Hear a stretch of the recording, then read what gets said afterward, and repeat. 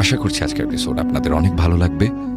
বেশি কথা না বলে সবার আগে চলে যাব আজকের প্রথম ঘটনায়। এখন যার ঘটনা শেয়ার করব, ওনার আরো একটি ঘটনা কিন্তু আমরা গত ৭৬তম এপিসোডে প্রচার করেছিলাম। ওনার নাম নূর মোহাম্মদ ইসলাম শাকিল। ওনার বাড়ি ময়মনসিংহ জেলার ভালুকা উপজেলার হবিরবাড়ি গ্রামে। আর উনি যে ঘটনাটি আমাদেরকে পাঠিয়েছেন এটি ওনার এক চাচাতো বোনের হাজবেন্ডের সাথে ঘটেছিল, এবং শুধু তার সাথে না, আরো দুই ভাইয়ের সাথে, মানে তারই দুই ভাইয়ের সাথে ঘটেছিল। তো সময়টা ২০০১ সাল এবং শীতকাল। ওনারা তো তিন ভাই। সবার বড় ভাইয়ের নাম হলো রফিকুল ইসলাম, মেজো ভাইয়ের নাম হচ্ছে শফিকুল ইসলাম, আর যিনি ছোট তার নাম হচ্ছে জুয়েল আহমেদ। এই জুয়েল আহমেদই ঘটনাটি বর্ণনা করেছেন আর কি। আর ওনাদের বাড়ি ময়মনসিংহ জেলার ভালুকা উপজেলার ধিতপুর ইউনিয়নের শান্তিগঞ্জ গ্রামে। ওনাদের আর্থিক অবস্থা আসলে খুব একটা ভালো ছিল না। তিন ভাই মিলে প্রতিদিন রাতের বেলা মাছ ধরতে বের হতেন। আর ওনাদের মাছ ধরার পদ্ধতিটা একটু আগে বলে নেই। ওনারা ১ হাত পরিমাণ বাঁশের কঞ্চির সাথে ২ হাত পরিমাণ সুতা দিয়ে বড়শি তৈরি করতেন। তিন ভাইয়ের প্রায় ৩০০ বড়শি ছিল। এই ৩০০ বড়শি নিয়ে ওনারা চলে যেতেন বিলে। সবগুলো বড়শিতে টোপ লাগিয়ে পুরো বিল জুড়ে ফেলতেন। আর ওই পুরো বিল জুড়ে কঞ্চিগুলো ফেলে পাড়ের মাটিতে গেঁথে রাখতেন। ২ ঘন্টা পর পর তিনজন তিন দিক থেকে বড়শিগুলো তুলে দেখতেন যে মাছ ধরা পড়েছে কিনা। কয়েকটি ধরা পড়তো, আবার কয়েকটিতে টোপ খেয়ে চলে যেত মাছ। আবার নতুন করে টোপ লাগিয়ে আসতেন, আবার ২ ঘন্টা পরে গিয়ে দেখতেন। এভাবেই সারা রাত ওনারা মাছ ধরতেন। যেই বিলটাতে ওনারা মাছ ধরতেন সেই বিলের নাম হচ্ছে ফরির বিল। এটি ভালুকা থানা আর গফরগাঁ থানার শেষ সীমানায়। তো ঘটনা যেদিন ঘটে সেদিন সন্ধ্যার দিকে তিন ভাই বড়শি এবং প্রয়োজনীয় জিনিস নিয়ে ওনারা বের হয়েছেন। যথারীতি বিলের কাছে গিয়ে সবগুলো বড়শির টোপ লাগিয়ে বিলে ফেলেছেন। তারপর রাত ৮টার দিকে একবার গিয়ে চেক করেছেন, মোটামুটি মাছ পেয়েছেন। আবার কিছু কিছু তো টোপ খেয়ে চলে গেছে, ওগুলোতে আবার টোপ লাগানো হয়েছে। মাছ যেগুলোতে ধরা পড়েছে মাছ খুলে আবার সেখানে টোপ লাগিয়ে চলে এসেছেন। এক জায়গায় হয়ে আবার তিন ভাই গল্প করছেন। আবার রাত ১০টার দিকে ওনারা বড়শি চেক করার জন্য তিনজন তিন দিকে চলে যান। যেহেতু ৩০০ বড়শি, সুতরাং বুঝতেই পারছেন অনেক সময় নিয়ে যেতে হবে। আর ৩০০ বড়শি ফেলেছেন মানে বিলটাও কিন্তু বেশ বড়ই বলা চলে। তো এই যে জুয়েল আহমেদ, উনি যখন ২০ থেকে ২৫টা বড়শি চেক করে সামনের দিকে যাচ্ছেন, তখন কিন্তু ওনার আর এক ভাইয়ের থেকে মোটামুটি বেশ খানিকটা দূরে চলে এসেছেন।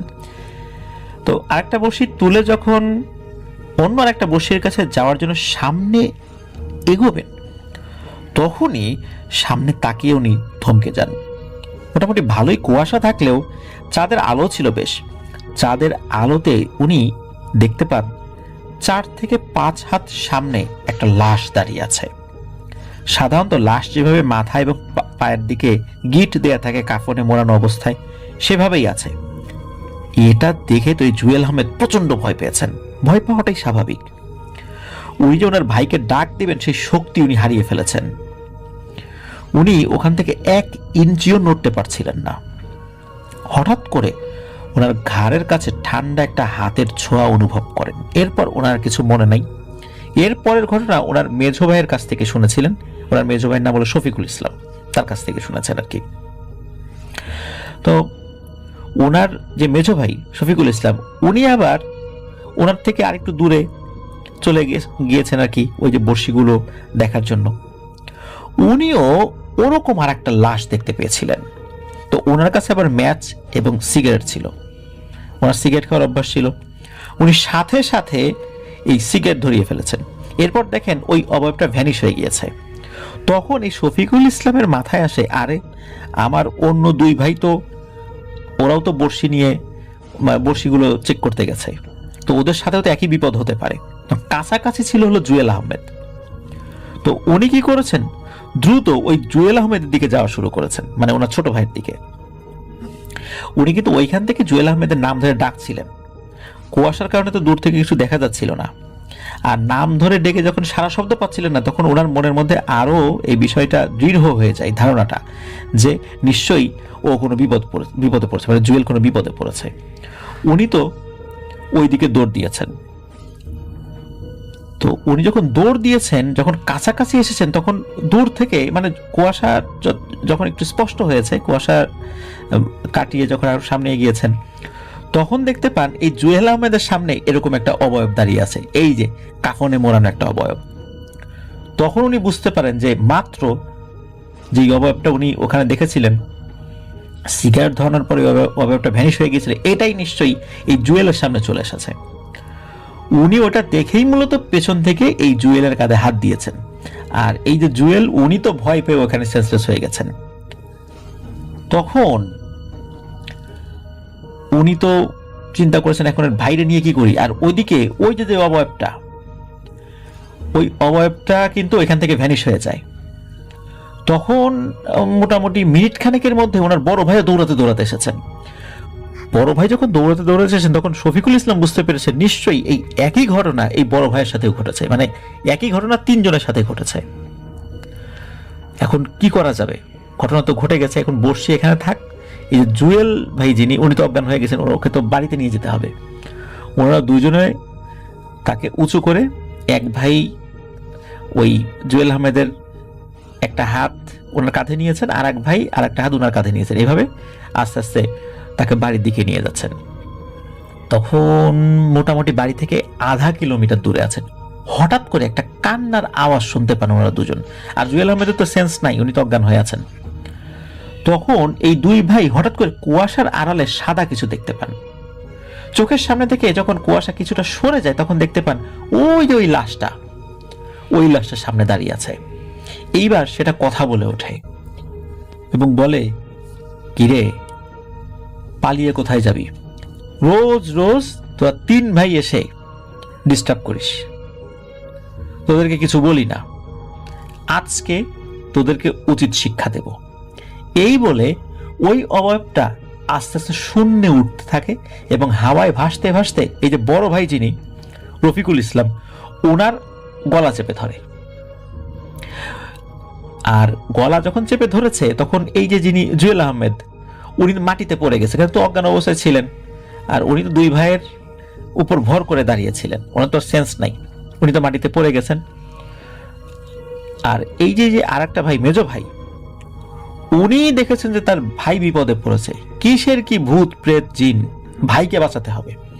উনি গিয়ে ওই অবয়বটার উপর ঝাঁপিয়ে পড়েছে। যখন ঝাঁপিয়ে পড়েছে, তখন মনে হলো ওটা একটা বাতাসের মতো, ওটা আসলে ওরকম কোনো মানে সলিড কোনো জিনিস না, বা নিরেট কোনো জিনিস না, বাতাসের মতো।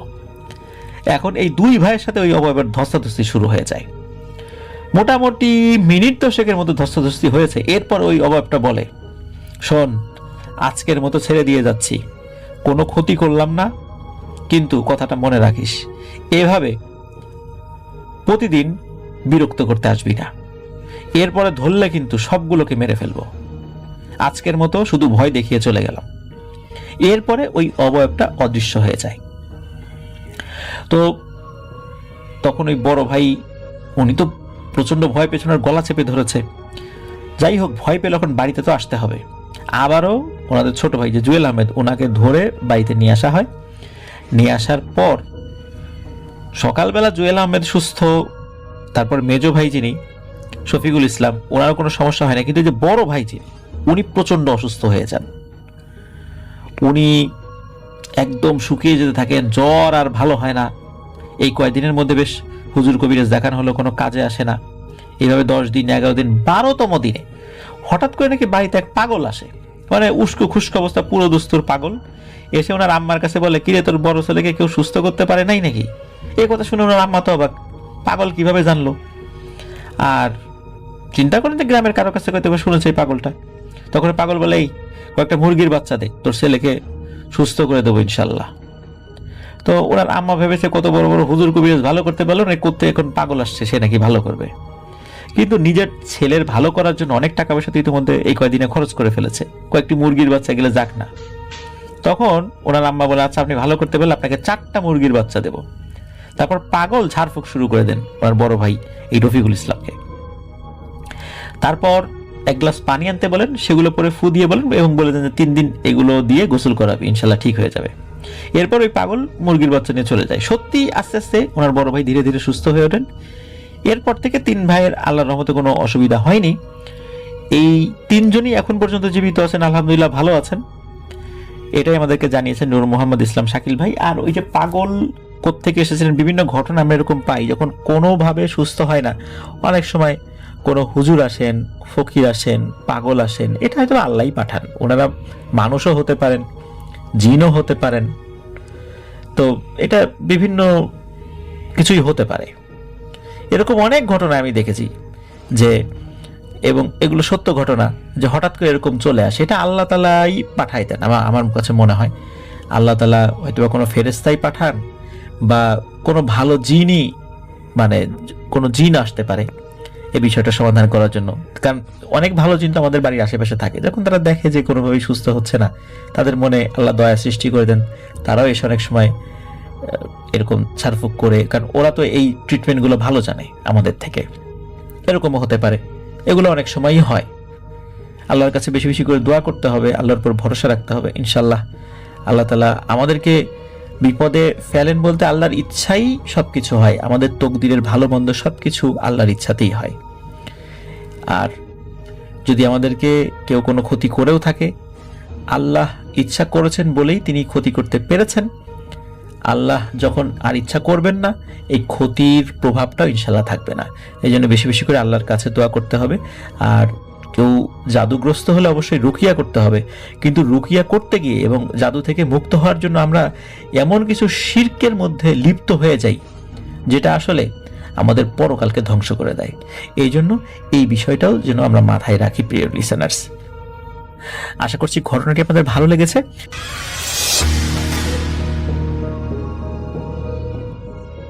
আমি আমার ঘটনায় চলে যাচ্ছি। মাত্র কিছুদিন হলো জাহিদ ভাই বিবাহ বন্ধনে আবদ্ধ হয়েছে, যার জন্য বেশ কয়েকজন কিছু সমস্যা নিয়ে এলেও জাহিদ ভাই ফিরিয়ে দিতে বাধ্য হয়। আর আমির সাহেবরা নিষেধ করেছিল জাহিদ ভাইকে যেন তিনি এসব থেকে অনেকদিন দূরে থাকেন। তাদের মধ্যে একজন এসেছিল জাহিদ ভাইয়ের পরিচিত এক ইমাম সাহেবের মাধ্যমে, নাম তার রাসেল। তার বড় ভাইয়ের সমস্যা নিয়ে। ভদ্রলোকের নাম আনোয়ার, তিনি পেশায় একজন ডাক্তার। কিছুদিন আগে তিনি ইমার্জেন্সির ডিউটিতে থাকা অবস্থায় হুট করে পড়ে যায়। তাকে সেই হাসপাতালেই ভর্তি করা হয় যেখানে তিনি কর্মরত ছিলেন। তিনি সুস্থই ছিলেন। এরপর কয়েকদিন থেকে তিনি ঘুমের ঘোরে বেহুশ হয়ে যেতে লাগলেন। আর ঘুম থেকে যদি জোর করে উঠানো হয়, আবার সাথে সাথে ঘুমিয়ে যেতেন। নাওয়া খাওয়া কিছুই হচ্ছিল না তার, শরীর শুকিয়ে যাচ্ছিল। তিনি নাকি প্রায় সময়ই বলতেন যে এমন অবস্থা হওয়ার আগে যে কেউ চাইছে যে তিনি যেন তার স্ত্রী এবং সন্তানকে মেরে ফেলেন। তার ঘরের দেয়ালগুলো নাকি তার সাথে রাতের বেলা কথা বলে। তারা নাকি তেমন পাত্তা দেয় না তার কথা, যেহেতু তিনি ডাক্তার মানুষ, ডিউটির চাপে আর কম ঘুমানোর কারণে এমন হচ্ছে, অন্য সবাই পাত্তা দিতে চাচ্ছিল না। তারা তাকে বলেছিল কয়েকদিনের ছুটি নেন। কিন্তু যেদিন ছুটি নিতে যাবেন সেদিন তিনি বাথরুমে একটা চিৎকার দিয়ে বেহুশ হয়ে পড়ে যান। হাসপাতালে নেওয়া হয়, এটা ওটা প্রায় সব কিছুই করা হয়, কিন্তু তার এই বেহুশের মতো ঘোর কাটে না। যদি হুজুর ডাক্তার এসে ঝেড়ে দেন তবে একদিন ভালো থাকে, তারপর আবারও একই অবস্থা। কিন্তু যেহেতু মাত্রই বিয়ের মতো সম্পর্ক তিনি জড়িয়েছে, তাই তাকেও না করে বলে যে অন্য কোথাও দেখেন, মাফ পেয়ে যাবেন, না হলে পরে আমাকে ফোন দিবেন। এটা বলে তার ভাইকে বিদায় করে দেয় আর কি। কয়েকদিন পর একদিন টানা 3টার পর প্রচুর ফোন আসতে লাগলো অচেনা একটা নম্বর থেকে। জাহিদ ভাই আমাতো স্বভাব অনুযায়ী ইগনোর করে ফোনগুলো রাতের বেলা, কিন্তু আসরের পর জাহিদ ভাই সেই ইমাম ফোন দেন, যার রেফারেন্স দিয়ে ডাক্তার আনোয়ারের ভাই রাসেল হয়, মানে আনোয়ারের ভাই রাসেল এসেছিলেন। তো ইমাম ভাই জাহিদ ভাইকে বলেন যে দেখো ভাই, একটা সমস্যা হয়েছে। এই ডাক্তার আনোয়ার মসজিদে জোহরের নামাজ পড়তে আসছিল মনে হয়, কিন্তু কি না কি হলো, এখন শুধু ঘোতঘোত করে আর শক্ত হয়ে বসে আছে। কেউ টেনে হিচড়ে সরাতেই পারছে না। ওদের মান সম্মানের ব্যাপার, তুমি বা তোমার আমির সাহেবকে বলো কিছু করতে, যাতে করে আপাতত আনোয়ার সাহেবকে বের করে আনা যায় সেই বিপদ থেকে। মসজিদ ভর্তি উৎসুক মানুষজন, পারলে কিছু করো। তো এটা শুনে দেরি না করে জাহিদ ভাই বের হয়ে যায় এবং মাগরিবের 10 মিনিট আগে জাহিদ ভাই মসজিদে যায়। এর মধ্যে এত ফোন এসেছে জাহিদ ভাইয়ের ফোনে, যার জন্য তিনি ফোন বন্ধ করে দিতে বাধ্য হয়েছিল। এসে দেখতে পায় প্রচুর মানুষ, যা জামাতের সময় তেমন সমাগম হয় না। জাহিদ ভাইয়ের জন্য এই পরিবেশটা ছিল অস্বস্তিকর।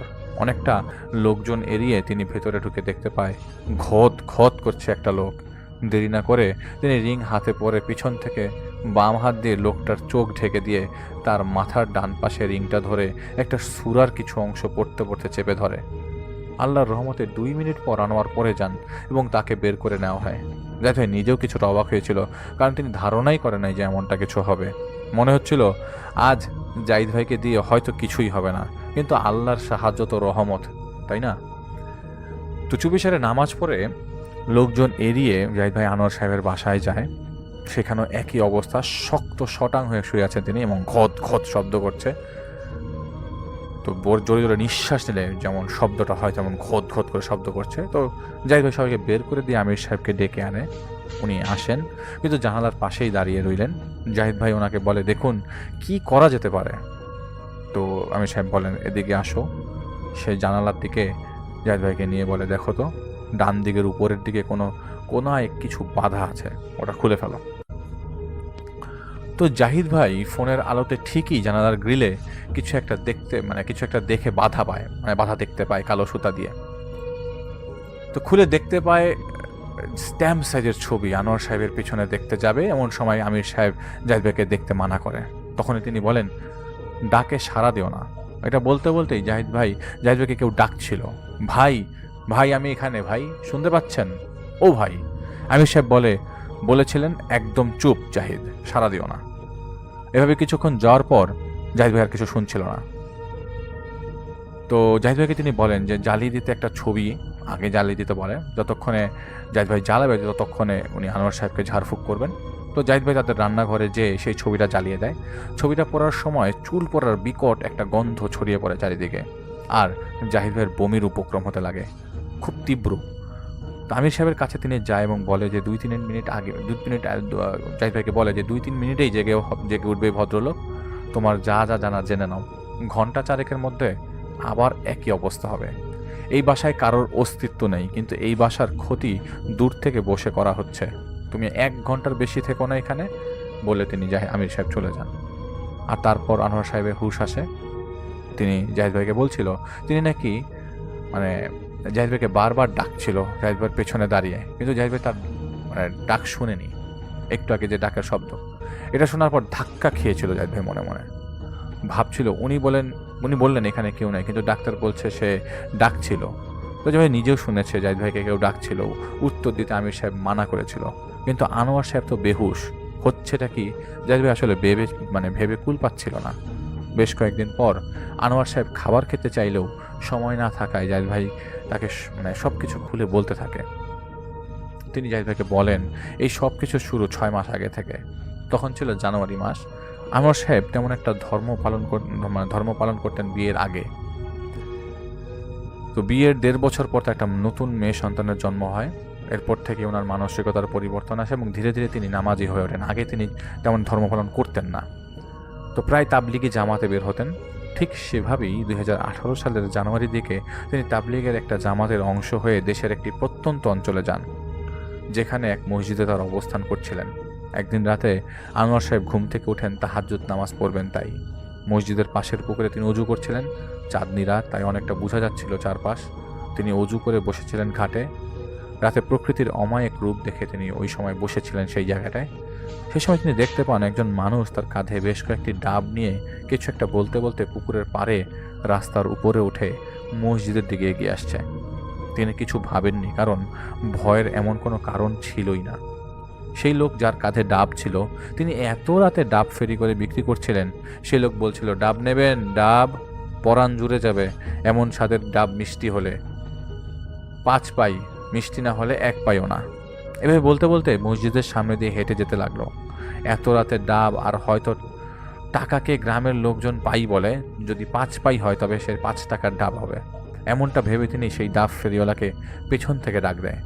সেই ফেরিওয়ালার ডাক শুনে দাঁড়িয়ে যায় এবং তার দিকে ফিরে আসে। তার মুখে যেন হাসির চমক বের হচ্ছিল। আনোয়ার সাহেব বলে যে, আমাকে সবগুলো ডাব দিয়ে দেন, আমার আরও সাথী আছে মসজিদে, তাদের জন্য লাগবে। সেই লোককে এই কথা বলতে বলতে একটা ডাব সে কেটে দেয় আনোয়ারকে খাওয়ার জন্য। আনোয়ার সাহেব ডাব হাতে নেন এবং তিনি সেই ডাবে মুখ লাগিয়ে খেতে লাগলেন। যেভাবে খেতে গেলে আমরা মাথা একটু উঁচু করে বাঁকা করতে হয়, ঠিক সেভাবে। আর সেই ফেরিওয়ালা অন্য ডাবগুলো কাটছিল। ডাবের পানির স্বাদ এতটা বিশ্রী আর উটকো লাগলো তার কাছে, যার দরুন তার পেট মুখ গোলাতে লাগলো। তাই তিনি তার মুখ থেকে সেই পানি ফেলে দেন। বিরক্ত হয়ে সেই ডাব হাতে নিয়ে তিনি তাকাতেই তিনি দেখতে পান সেই ফেরিওয়ালা নাই, গায়েব। এদিক ওদিক তাকাচ্ছিলেন তিনি, তখনই তার হাতের ডাবটা নড়ে উঠল। তাকাতেই তিনি দেখতে পায় সেটা ডাব ছিল না, সেটা ছিল একটা পচা গলা মানুষের মাথা, যার মধ্যে পোকা কিলবিল করছে। তিনি থতমত খান এবং সেই মাথাটা ফেলে দিয়ে দৌড় দিয়ে মসজিদে ঢুকে তার সাথীদের ডেকে তোলেন, সব বলেন। তাদের মধ্যে সিনিয়র যিনি ছিলেন তিনি বললেন, হয়তো কোনো জিন তোমাকে ভয় দেখিয়েছে।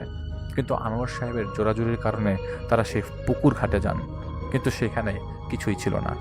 সেই সিনিয়র ব্যক্তি বললেন, হয়তো তুমি বের হতে কেউ বিরক্ত হয়ে ভয় দেখিয়েছে তোমাকে, এরপর একা একা বের হবে না, এটা বলে তাকে শান্ত করেন তারা। এরপর থেকে প্রায় রাতে আনোয়ার সাহেব স্বপ্নে দেখতেন একটা কাটা মাথা তিনি হাতে নিয়ে বসে আছেন, আর সেই মাথাটা তাকে বলছে, আয় আমাকে খেয়ে ফেল, নইলে তোকে আমি খেয়ে ফেলবো। এটা বলেই সেই পচা গলা কাটা মাথা আনোয়ার সাহেবের মুখে পোকামাকড় মিশ্রিত রক্ত বমি ছুঁড়ে মারত। আর এই দেখেই রোজ রাতে তার ঘুম ভাঙত। ঘুম ভাঙলে তিনি শুনতে পেতেন সেভাবেই মসজিদের বাইরে কেউ বলছে, ডাব নিবেন? ডাব পরাণ জুড়ে যাবে এমন মিষ্টি ছাতের ডাব, মিষ্টি হলে 5 পাই, মিষ্টি না হলে 1 পাইও না। এভাবেই চলতে লাগলো। প্রতিদিন এমন হতে থাকায় তিনি আবার তাদের সিনিয়র মেম্বারদেরকে বলেন তার সমস্যার কথা। কিন্তু এবারও তিনি বলেন, আগের ঘটনাটা নিয়ে তুমি খুব ভাবছো, তাই এমন হচ্ছে। দোয়া দুরুদ পরে ঘুমাও, এটা মসজিদ, কোনো সমস্যা হবে না। তো যাই একটা কথা বলতে চায় সবাইকে, আমাদের এইভাবে এই জাতীয় সমস্যা এড়িয়ে যাওয়া ঠিক না। সেই সিনিয়র মেম্বার তো দেখেননি আসলে কি হয়েছে, কিন্তু তিনি বলছেন আনোয়ার ভুল দেখেছে, আর এটা নিয়ে ভাবার কারণের প্রতি রাতেই সে সেই ফেরিওয়ালার ডাক শুনছে। এটা স্টুপিডিটি ছাড়া আর কিছুই না। ক্যান্সার রোগটা সৃষ্টি হয় অতি সূক্ষ্ম ক্যান্সার কোষ থেকে। এভাবে আতঙ্কের মধ্যে সেই এলাকায় তিনি 40 দিন থেকে ঢাকায় ফিরে এসে কর্মস্থলে যোগ দেন। ঢাকায় আসার পর তেমন কিছু কয়েকদিন হয় নাই। একদিন আনোয়ার সাহেব ঘুমের মধ্যে দেখতে পান তিনি একটা সাগরের পাড়ে দাঁড়িয়ে আছেন। চারপাশে মৃত কয়েকজন লোকের লাশ পড়ে আছে, যা পচে গলে যাচ্ছে। সাগরের পাড়ে 1 হাঁটু পানিতে একজন লোক দাঁড়িয়ে একটা ভাঙ্গা ডিঙ্গি মেরামত করছে। এরপর সেই লোক বেশ কিছু মৃত মানুষকে নিয়ে টেনে নিয়ে ডিঙ্গির মধ্যে তাদের বাঁধছে। সেই মৃত মানুষগুলো শরীরের কাপড় দিয়ে তাদেরকে বাঁধছে। টানাটানি করার সময় কোনো কোনো লাশের হাত পা পর্যন্ত ছিঁড়ে যাচ্ছিল, এতটাই পচে গিয়েছিল সেই লাশগুলো। সেই লোকটা যখন ডিঙ্গিতে উঠতে যাবে সেই মুহূর্তে আনোয়ার সাহেবের সাথে সেই লোকটার চোখাচোখি হয়। তখন সেই লোকটি ধাওয়া করে আনোয়ার সাহেবকে ধরে ফেলে মাটিতে ফেলে দেয়। তার বুক বসে এলো পাতারি ঘুষি মারতে থাকে এবং কি যেন বলতে থাকে। এটা দেখেই তার ঘুম ভেঙে যায়। তিনি বসে পড়েন এবং তিনি তার গলা, বুকে, গালে খুব ব্যথা অনুভব করতে লাগলেন। যেমনটা এইমাত্র স্বপ্নে দেখেছিলেন সেভাবেই তিনি কিছু না ভেবে ওয়াশরুমে যান। অজু করছিলেন বেসিনে, কিন্তু টের পাচ্ছিলেন বেসিনের আয়নায় তার রিফ্লেকশনটা ঠায় দাঁড়িয়ে আছে।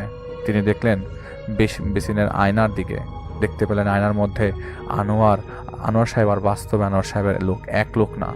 আয়না যাকে দেখছিলেন তিনি তার শরীর ময়লা, মিটিমিটি হাসছে তার দিকে তাকিয়ে। হঠাৎ আনোয়ার সাহেবের মনে হতে লাগলো কোমর বেয়ে কিছু একটা তার শরীরের উপর দিকে উঠে আসছে, আর তিনি আয়নায় দেখলেন একটা হলুদ সাপ আয়নার মধ্যে থাকা আনোয়ারের গলার ডান দিক দিয়ে বেরিয়ে তার গলা পেঁচিয়ে ধরে ফেলেছে। কিন্তু বাস্তবে আনোয়ার সাহেব শুধু এইটুকুই টের পেলেন যে কিছু একটা তার শরীরে এদিক ওদিক বেয়ে ঘুরছে। তিনি অজু শেষ করতে পারেননি। ওয়াশরুম থেকে বের হয়ে তিনি তার স্ত্রীকে ডাকতে যেয়ে দেখলেন তার স্ত্রী রুমে নেই, আর রান্নাঘরে টুকটাক শব্দ হচ্ছে। তিনি রান্নাঘরে যান, কিন্তু লক্ষ্য করেন রান্নাঘরের লাইট বন্ধ। ঠিক তখনই তিনি বুঝতে পারলেন তার মাথার উপরে কালো একটা চাদর সিলিংয়ের সাথে লেপ্টে আছে। এবার তিনি চরম ভয় পেয়ে যান। তার স্ত্রীকে ডাকতে যাবেন, ঠিক সেই মুহূর্তে সেই চাদরটা তার উপরে পরে তাকে জড়িয়ে ফেলে। তিনি চেঁচামেচি করছিলেন, আর তার কথা অনুযায়ী সেই চাদর তার মুখের মধ্যে চলে যেতে চাইছিল। ধস্তাধস্তির এক পর্যায়ে সেই সময় তিনি চাদরের ভেতরের অন্ধকার দেখতে পান এক জোড়া হাত। তিনি সেই হাত দেখে ভয়ের চোটে সেই হাতের দিকে লাথি মারতে থাকেন, আর তখনই সেই চাদরটা কেউ টেনে সরিয়ে দেয়। তিনি দেখতে পান তার স্ত্রী ফ্লোরে বসে আছে হাত ধরে, আর তার ছোট ভাই দাঁড়িয়ে আছে হাতে জায়নামাজ ধরে। তাদের ভাষ্য অনুযায়ী আনোয়ার সাহেবের চেঁচামেচির কারণে আগে তার স্ত্রী ডাইনিং রুমে এসে দেখতে পায় জায়নামাজ দিয়ে নিজের মাথা নিজে ঢেকে রেখে নিজের সাথে নিজে ধস্তাধস্তি করছিলেন। তা দেখে তার স্ত্রী হাত দিয়ে জায়নামাজ সরাতে গেলে তিনি লাথি মারেন, আর ততক্ষণে তার ছোট ভাই এসে এক টানে জায়নামাজ সরিয়ে ফেলেন। এই ঘটনা শুনে আনোয়ার সাহেব আশ্চর্য হয়ে যান। তিনি চেপে যান তার সাথে কি হচ্ছিল তার সবার সামনে। সবাইকে তিনি এটা বলেন যে জায়নামাজ নিয়ে পানি খেতে এসে পড়ে গিয়ে জায়নামাজ সাথে জড়িয়ে গিয়েছিল, তার দম আটকে যাচ্ছিল তাই এমন করছিলেন বলে তিনি একটা বাহানা দেন। রাত পার হওয়ার পর তিনি তার এক পরিচিত সিনিয়র জামাতের সঙ্গীকে এইসব কথা বলেন। সেই মসজিদে তার সাথে ঘটতে থাকা ঘটনা থেকে শুরু করে সব, আর গেল রাতের ঘটনা সব শুনে সেই সিনিয়র ব্যক্তি আনোয়ার সাহেবকে নিয়ে যান একজন ইমামের কাছে, যিনি ঝাড়ফুঁক করতেন। সেই ইমাম সাহেবের সামনে বসার পর ইমাম সাহেব বলেন, দেখুন আপনাদের সাথে সাথে একটা খারাপ বাতাস এখানে এসেছে। আমি প্রথমে ভেবেছিলাম হয়তো গুরুতর সমস্যা নয়, কিন্তু এখন মনে হচ্ছে কঠিন সমস্যা। আনোয়ার সাহেব বলেন, আপনি তো জানেন না কি সমস্যা নিয়ে এসেছি। আমার সমস্যাটা ঠিক এই কথা বলার সময় ইমাম সাহেব তাকে থামিয়ে দিয়ে বলেন, আমাকে বলতে হবে না, অপেক্ষা করুন, আমি একজন ভালো জিনকে নিয়ে আসছি। এটা বলে তিনি চুপ হয়ে গেলেন। ঘরের লাইট একজন নিভিয়ে দেন। ইমাম কাকে যেন সালাম দেন এবং আনোয়ার সাহেবকে ইশারা দিয়ে জিজ্ঞেস করেন, দেখুন তো কি সমস্যা। ঘরে যে কেউ এসেছে এটা আনোয়ার সাহেব বুঝতে পারেনি, একদম স্বাভাবিক ছিল এবং কেবল ইমাম সাহেবের কথাই শোনা যাচ্ছিল। কিছুক্ষণ পর ইমাম সাহেব বলেন, দেখুন আনোয়ার ভাই, আপনার উপরে খুব বাজেভাবে তাবিজ করা হচ্ছে। আপনাকে ওই বাসায় থাকতে দেওয়া যাবে না, না হলে ঘোর বিপদ হতে পারে। আমার এই বন্ধু জিন বলেছে আপনার ক্ষতি এক নাগারে হবে। আপনার ঘরের দেয়ালে দেয়ালে তাবিজ আছে, সেই ঘরে এদের মতো জিন প্রবেশ করতে পারবে না উত্তাপের কারণে। আপনি ভাই বাঁচতে চাইলে ওই বাসাটা ত্যাগ করুন, এছাড়া কোনো উপায় নাই ভাই। আনোয়ার সাহেব জানতে চান কে আর কেন তাবিজ করবে তাকে, আর নিজের বাসা ছেড়ে তিনি কোথায় যাবেন। ইমাম বলেন, আমি আপনাকে বলতে পারবো না কে ক্ষতি করে যাচ্ছে আপনার বাড়ি তো আপনাকে ছেড়ে দিতে বলছি না, বলছি কিছুদিন ওই বাড়ি থেকে দূরে থাকুন, সমস্যাগুলো কাটিয়ে তারপর বাড়িতে ফেরত যান। তো সেদিন আনোয়ার সাহেব বাসায় ফিরে আসেন। শক্ত মনের মানুষের জন্য তিনি চেপে যান সব ব্যাপার। কিন্তু ইমাম সাহেব যে বলেছিলেন বাসার দেয়ালে দেয়ালে তাবিজ আছে, সেটা তার মাথায় ঘুরছিল। কে করলো তাকে তাবিজ, কেন করলো, আসলে কি ঘরে তাবিজ আছে? এই জন্য তিনি রাতে সবাই ঘুমিয়ে গেলে উঠে পড়েন। তিনি সূরা ফালাক নাস পড়ছিলেন, এই জন্য যেন এর উসিলায় আল্লাহ যেন তাকে একটু সাহায্য করেন সেই বাজে জিনিসপত্র যদি থেকে থাকে তবে তা খুঁজে পেতে। ঠিক তখন তিনি তার বিছানার মাথার দিকের দেয়ালে ঠক ঠক শব্দ শুনতে পান। যেমনটা ফাঁপা দেয়ালে আঙুল দিয়ে টোকা দিলে শব্দ হবে, তেমন তিনি সেই দেয়ালে টোকা দিতে লাগলেন। এর কারণে তার স্ত্রী ঘুম ভেঙে যায়। তিনি তার স্ত্রীকে একটা বাহানা দিয়ে ওয়াশরুমে চলে যান। সেই আয়নার দিকে তাকান। সেই আয়নাতে গত রাতে তিনি দেখিয়েছিলেন তার প্রতিবিম্বকে ঠায় দাঁড়িয়ে থাকতে, যার গলায় সাপ জড়িয়েছিল। তিনি তাকিয়ে থাকতে থাকতে তার প্রচণ্ডভাবে ঘুম পেয়ে বসে এবং সেই ওয়াশরুমের সামনে তিনি ঘুমিয়ে যান। সকালে তার স্ত্রী তাকে ঘুম থেকে ডেকে তোলে। ওয়াশরুমের দেয়ালে ঠেস দিয়ে তিনি বসে ঘুমাচ্ছিলেন। তিনি বের হয়ে যেয়ে ঘুমিয়ে পড়েন। এদিকে তার স্ত্রী তার শ্বশুর শাশুড়িকে যে বলেন যে, দেখুন তো আপনার ছেলে কেমন আচরণ করছে। একদিন আগে রাতে ডাইনিংয়ের ফ্লোরে জায়নামাজ নিয়ে পড়েছিল, আর আজ এখন ওয়াশরুমের সামনে ঘুমাচ্ছে। আর রাতের বেলা দেয়ালে কি যেন করছে, কোনো সমস্যা হলো কিনা একটা দেখুন। এটা শুনে তার শাশুড়ি উল্টা তাকে বকা দেন যে, তোমার স্বামীর সমস্যা হচ্ছে আর কোথায় তার তুমি আমাদের কাছে অভিযোগ দিচ্ছ ওর কথা না ভেবে। যাই হোক, পারিবারিক দোষারোপ আর কি। তারপর তারা এসে তাকে ডাকেন, কিন্তু তিনি ওঠেননি। বারবার বলছিলেন ঘুমাতে দাও আমাকে। সেদিন তিনি আর হাসপাতালে যাননি। প্রায় রাত 8টার দিকে তার ঘুম ভেঙে ওঠে। এই যে তার দ্রুত আচরণের পরিবর্তন, তার স্ত্রী মনে ভয় ঢুকতে লাগলো। তার স্ত্রী তাকে বলছিল যে, কি হয়েছে আপনার, এমন কেন করছেন, আমি কি কোনো অন্যায় করেছি নাকি? উত্তর আনোয়ার বলেন, না কিছু করোনি, আমার যেন কেমন লাগছে, মাথা হালকা লাগে, মনে হচ্ছে আমি মাটি থেকে উঁচুতে ভেসে ভেসে চলাফেরা করছি, কেমন যেন এলোমেলো লাগছে নিজেকে। এটুকু বলে তিনি এড়িয়ে যান বাকিটা। সেদিন সবাই ঘুমিয়ে যায় যে যার মতো, আর তিনি নিজেকে ব্যস্ত রেখেছিলেন ইবাদতে। তিনি সূরা কেরাত পড়ছিলেন বৈঠকে বসে। এমন সময় তিনি শুনতে পেলেন দেয়াল থেকে ফিসফিসানির মতো শব্দ, কারোর কথা ভেসে আসছে। তিনি আরেকটু লক্ষ্য করে শুনতে পান বৃদ্ধ নাকি কণ্ঠে, দেখ দেখ কি আরামে ঘুমাচ্ছে এক একজন, এই ধর বসিয়ে ফেল, আর গরু মাকে বল কাজ করে দিয়েছি। আরে ও কই দেখ তো কোন ঘরে ও বসে আছে। এ কথা শুনছিলেন ভেসে আসছিল দেয়াল থেকে। তার তখন মনে হতে লাগলো দেয়ালগুলো যেন তার দিকে তাকিয়ে আছে। তিনি ভয় পেয়ে যান। চলে আসেন নিজের ঘরে। আর তিনি দেখতে পান বাচ্চারা যেভাবে দেয়ালে ড্রয়িং করে আঁকাবুকি করে সেভাবে আঁকা একটা ছবি, বাবা মায়ের হাত ধরা ছোট্ট একটা মেয়ে, তাদের দিকে বড় বড় চোখ করে তাকিয়ে আছে। সূর্য, কিন্তু সেই সূর্যের উপর একটা সাপ ফোনা ধরে দাঁড়িয়ে আছে। এটা তিনি দেখার পর কালেমা পড়তে পড়তে নিজের মেয়ের পাশে যেয়ে বসেন। ভয় পাচ্ছিলেন তিনি তার মেয়েকে নিয়েই। সেই সময় ধীরে ধীরে সেই আঁকিবুকিগুলো দেয়ালে মিলিয়ে যায়। এভাবে বেশ কয়েকটা দিন চলে যায়। ঠিক মতো ডিউটি করতে পারছিলেন না, রোগী দেখতে পারছিলেন না, সবসময় মেজাজ চড়া থাকতে লাগলো। তিনি প্রায় ডিউটিকালীন সময়ে এমন কিছু আচরণ করতেন যার দরুন বোঝা যেত আনোয়ার সাহেবের পার্সোনালিটির বড় ধরনের পরিবর্তন হচ্ছে। নামাজ এক ওয়াক্ত পড়লে পরের ওয়াক্ত পড়তেন না। আর প্রতি রাতে তার ঘরের দেয়ালগুলো থেকে ভেসে আসতো কথাবার্তা, যা শুনে তিনি নিজেই ঝাড়ি মারতেন। তার সবসময় মনে হতে লাগলো দেয়ালগুলোর মধ্যে একটা সাপ চলাফেরা করে। এই কথাগুলো তিনি পরিবারের সবাইকে বলতেন। এই কথাগুলো বলার সময় আনোয়ার সাহেবের স্ত্রী জাহিদ ভাইকে বলেন যে তার স্বামীর অবস্থা দেখে চিন্তিত ছিলেন খুব বেশি। তিনি ধরে নিয়েছিলেন তার স্বামীকে কেউ কিছু করেছে। তাই তিনি তার বাবার মাধ্যমে এক হুজুরের কাছে নিয়ে যেতে চাইলে তিনি যাননি। পরে আনোয়ার সাহেবের শ্বশুর তার সেই পরিচিত হুজুরের কাছে যান। তিনি আনোয়ার সাহেবের শ্বশুরকে বলে দেন যে কোনোভাবেই তার মেয়ের জামাইকে তার কাছে নিয়ে আসতে এবং সেই বাড়ি থেকে তার মেয়ে এবং নাতিকে দূরে সরিয়ে দিতে, কেননা বিপদ এই তিনজনের উপর। একটার পর একটা সেহের করা হচ্ছে আনোয়ার সাহেবের উপর। যে কোনো ঘটনা ঘটে যেতে পারে। মূলত যেই উদ্দেশ্যে আনোয়ারকে সার করা হচ্ছে সেটার উল্টোটা হচ্ছে এখন। যেহেতু তার স্ত্রী তাকে নিয়ে যেতে পারেনি, তাই তারা কি করবে বুঝে উঠতে পারছিলেন না। এরপর একদিন রাতে আনোয়ার সাহেব শুয়েছিলেন, কিন্তু দেয়ালের ঠুকঠুক শব্দের কারণে বিরক্ত হয়ে উঠে বসেন।